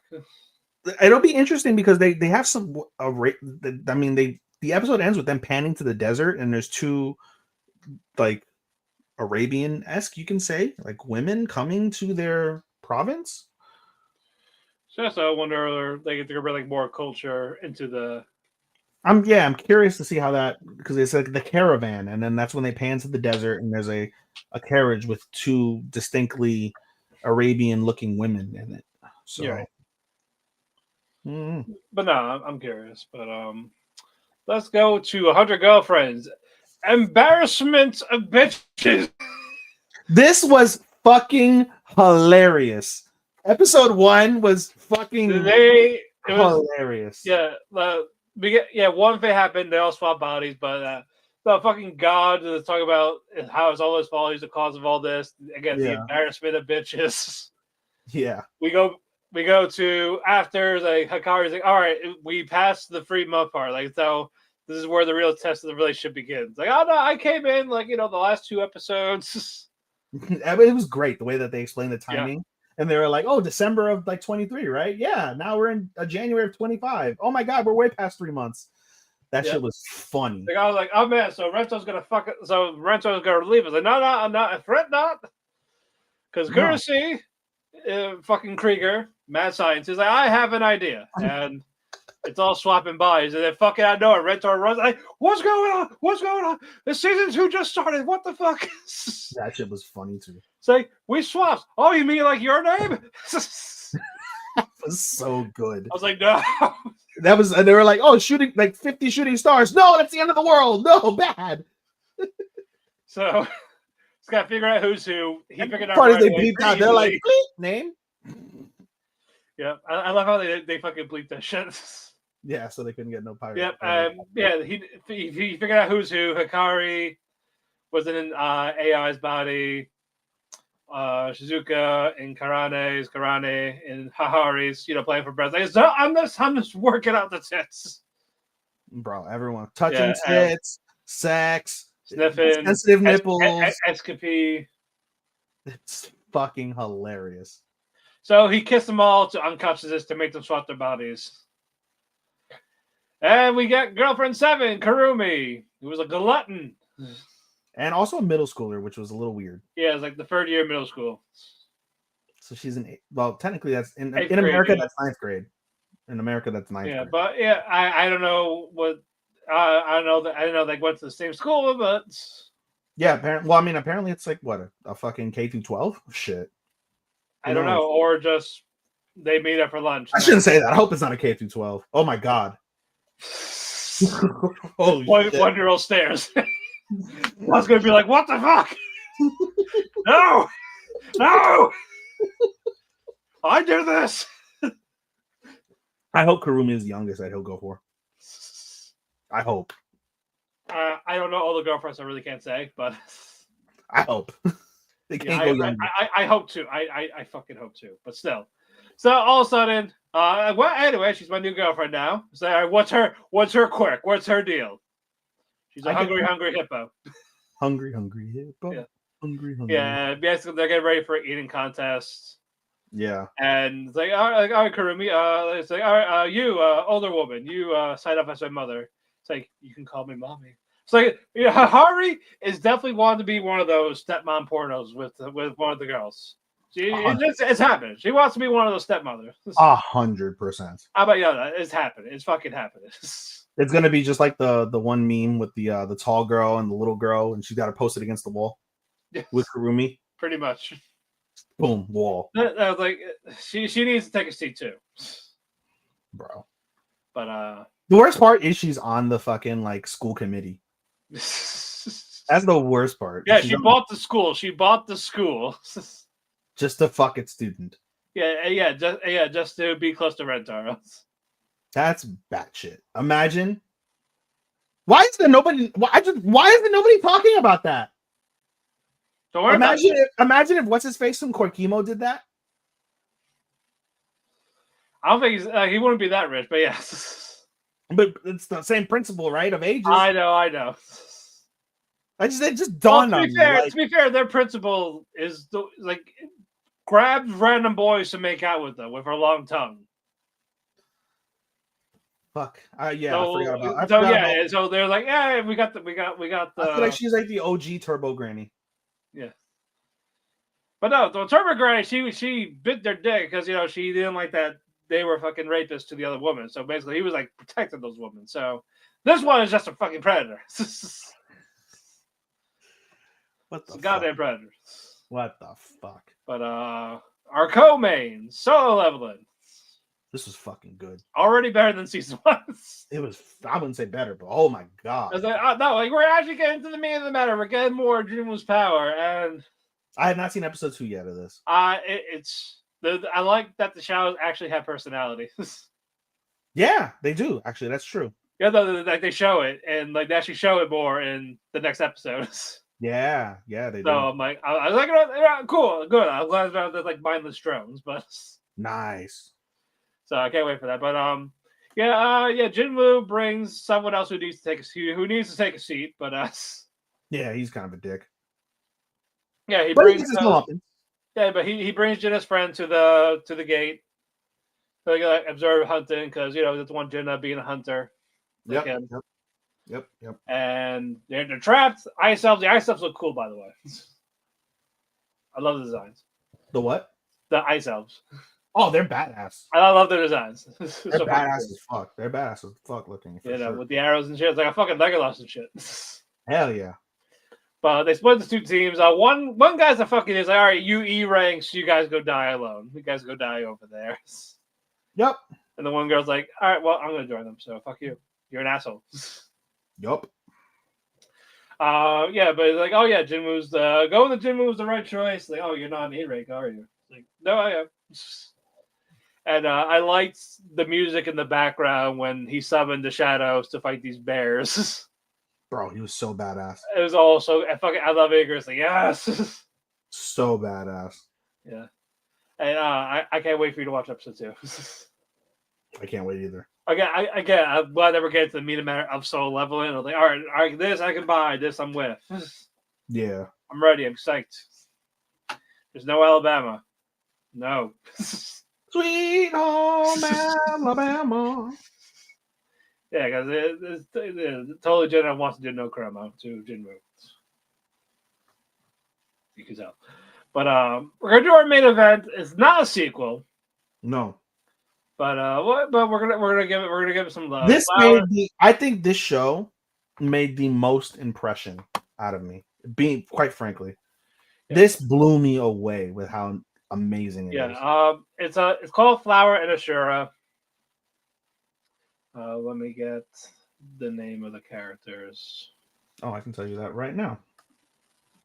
Gosh. Anna, Mizuki are 2 early on. Yeah.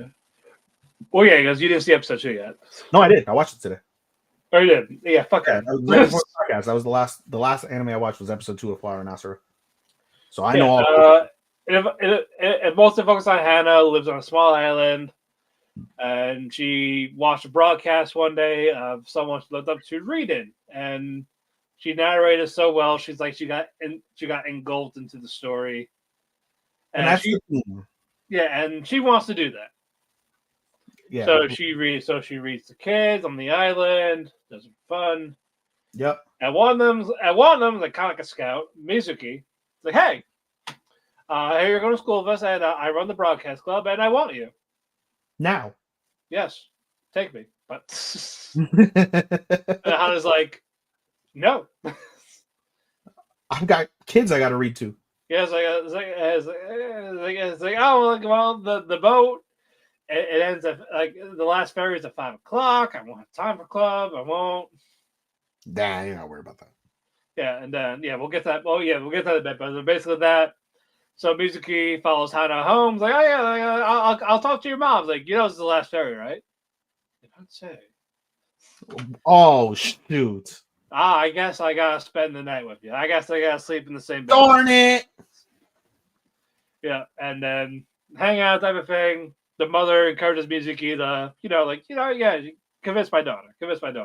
She needs friends. Yeah, she needs friends. She's another one. It's like she wants to say yes, but she doesn't know how to. Another femc that needs friends. Yeah. So Mizuki, one day she's going on a stroll, doesn't see Hana's in her bed. Sees her outside. It's raining. She's narrating to herself. It's like a dark type of story. It was, oh my god! Like I swear. I loved how she narrated it. Even Mizuki felt it, like the black or surrounding Hana. It's like I am Ashura type of thing. It blew me. This, honest to God, I specifically requested that we did this as the finale because this actually made me emotional. Legitimately, I'm not even lying. I don't know. It's really good. And then all of a sudden, it made me emotional. Like Hana sees that Mizuki's there. The music artist says, "You're joining the club. No ifs, ands, or buts." Yeah. Like it's like, all right, I'll join. I want to join. Yeah. So there you go. That's how the broadcasting club starts. Episode 2 is basically introductions. They have to do a contest. Yeah, And, we see more of our characters. We get Shodai, we get Natsue, and Ryuko, and Yep. Setoru, yes, and one more. Hold on. Hiromi. I talk about Matsuyuki. Oh, Matsuyuki. Yeah. Okay. Yep, there's the thing. They have to do contests for nationals, whether it's announcing, reciting. Yeah. And the fucking Miss Perfect, I like that she got humbled by fucking Hana in that reading together. You know, it annoys me, but it's great story. Is you could tell that An was definitely she wants to do recital, but she just wasn't as good at it, and so she found she basically she knows she feels like she's made for announcing, but that's not what she wants. Yeah, and now she sees Hana just kill it. Yeah, every person that she recites to loses themselves in whatever scene she's painting in that 30 seconds. That's powerful. Yeah, be able to recite in 30 seconds something that takes you to another realm of reality and makes you feel everything the words are telling you is powerful. I'm telling you, it literally made me emotional seeing that end of episode 1. Yeah, hit me. I was like, damn. No, that was like a nice first impression. It's like, all right, you know what? I like it. Hell yeah. You sold me. I'm in. I want to know more. Take my fucking money. Yeah. Read me stories. Get me lost into what you're saying. Yes. I want to feel that too. Because when you have something like that, when you're reading something or listen to something, it's a good time. Yes. But closing thoughts for what winter. A strong week. What a strong week, Matt. This was stronger. If I go back, we have each of us has over 20 or more shows. About 20, yeah. If I go back to the top 13 of last year, right? Freean is its own realm. Dangers, Apothecaries, Ragna, Solo, Affection are the top 6 that I had taken for my annual. I can easily, at least on episode ones, easily, there's a lot better ones than the ones that were here. Strong week. Right. And as always, as we start, we have top 5 for just first impressions. Not so it's like we say it in no order. So even what are your 5 that wowed you? Easy. Solo. Solo, Flower and Asura, Guild Receptionist, I'm Falling in Love with You, and Honey Lemon. Okay. Flower, Solo, Link Click, Medalist, and Sakamoto. 100 Girlfriends is close, but I know it's probably gonna rank high when it's done. Actually, I'm putting 100 Girlfriends over Honey Lemon. Yeah. We got 4 more girlfriends coming. One of the that episode 1 was strong, hilarious. Yeah.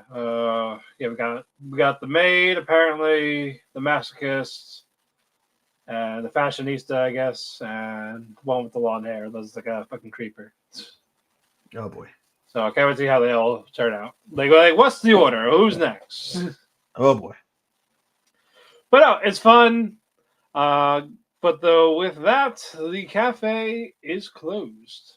I wish what you should do, Matt? What? You should have for the thing you have open, we should have the cafe's closed. We change the logo to closed. Since I already said thank you, we're done, he won't unless I pay him again. Ah, fuck. Yeah. Can we ask him? Yeah. I just was more open because they're not going to see that we're not live type of thing. That was kind of. I thought it would have been a nice transition to do like closed. Yeah, Like or like turn the light off. it would just be the light off. Yeah, light off. Yeah. Yeah, I already asked too much. We already got a lot of shit. So. Oh, you know what would have been cool? Like the sign, like hang the sign would have been like we're open, and then like it flips like to like sorry we're closed. Yeah, that would be like an animated type of thing, which we don't. No, not animated, but like in general. I know, I get what you're saying, but I like that one we got. I think that's the next step. We need to have the flashing open for 26. Maybe we'll see. Yeah, like a GIF. Yeah, we'll think about it. Yeah. But, ooh. If people could do that, or they can just edit it. They can even just edit the picture. We won't like wait to get new pictures. Hey, can you just edit it for us? I have an idea that I'll talk to you off air about. Okay, but follow me on Twitter, DavePX12. Follow me on Instagram, House Husband Cosplay. Follow him at Showstopper24 for Twitter and MBDaisky24 for Instagram. Follow Instagram pages for Otalku Cafe, Twitter at Otalku Cafe Anime. This follows wherever you listen to your podcast, whether it be Spotify, Audible, Apple Music. We're there. It helps us a lot. Or if you want a video replay, just type us in for YouTube. We're on YouTube. Thank you, Dershi Radio, WTN Network, and Tertiary Media for hosting us on their platforms. So check them out on all the various social medias, whether it's WTN.net, Tertiary Media, or Dershi Radio. Thank you, Sean, who is our editor. Reviews start next week. Will Ethan be here? We will find out. Crossing fingers. Till then, oyasumi and good night. Goodbye, Sekai. Goodbye.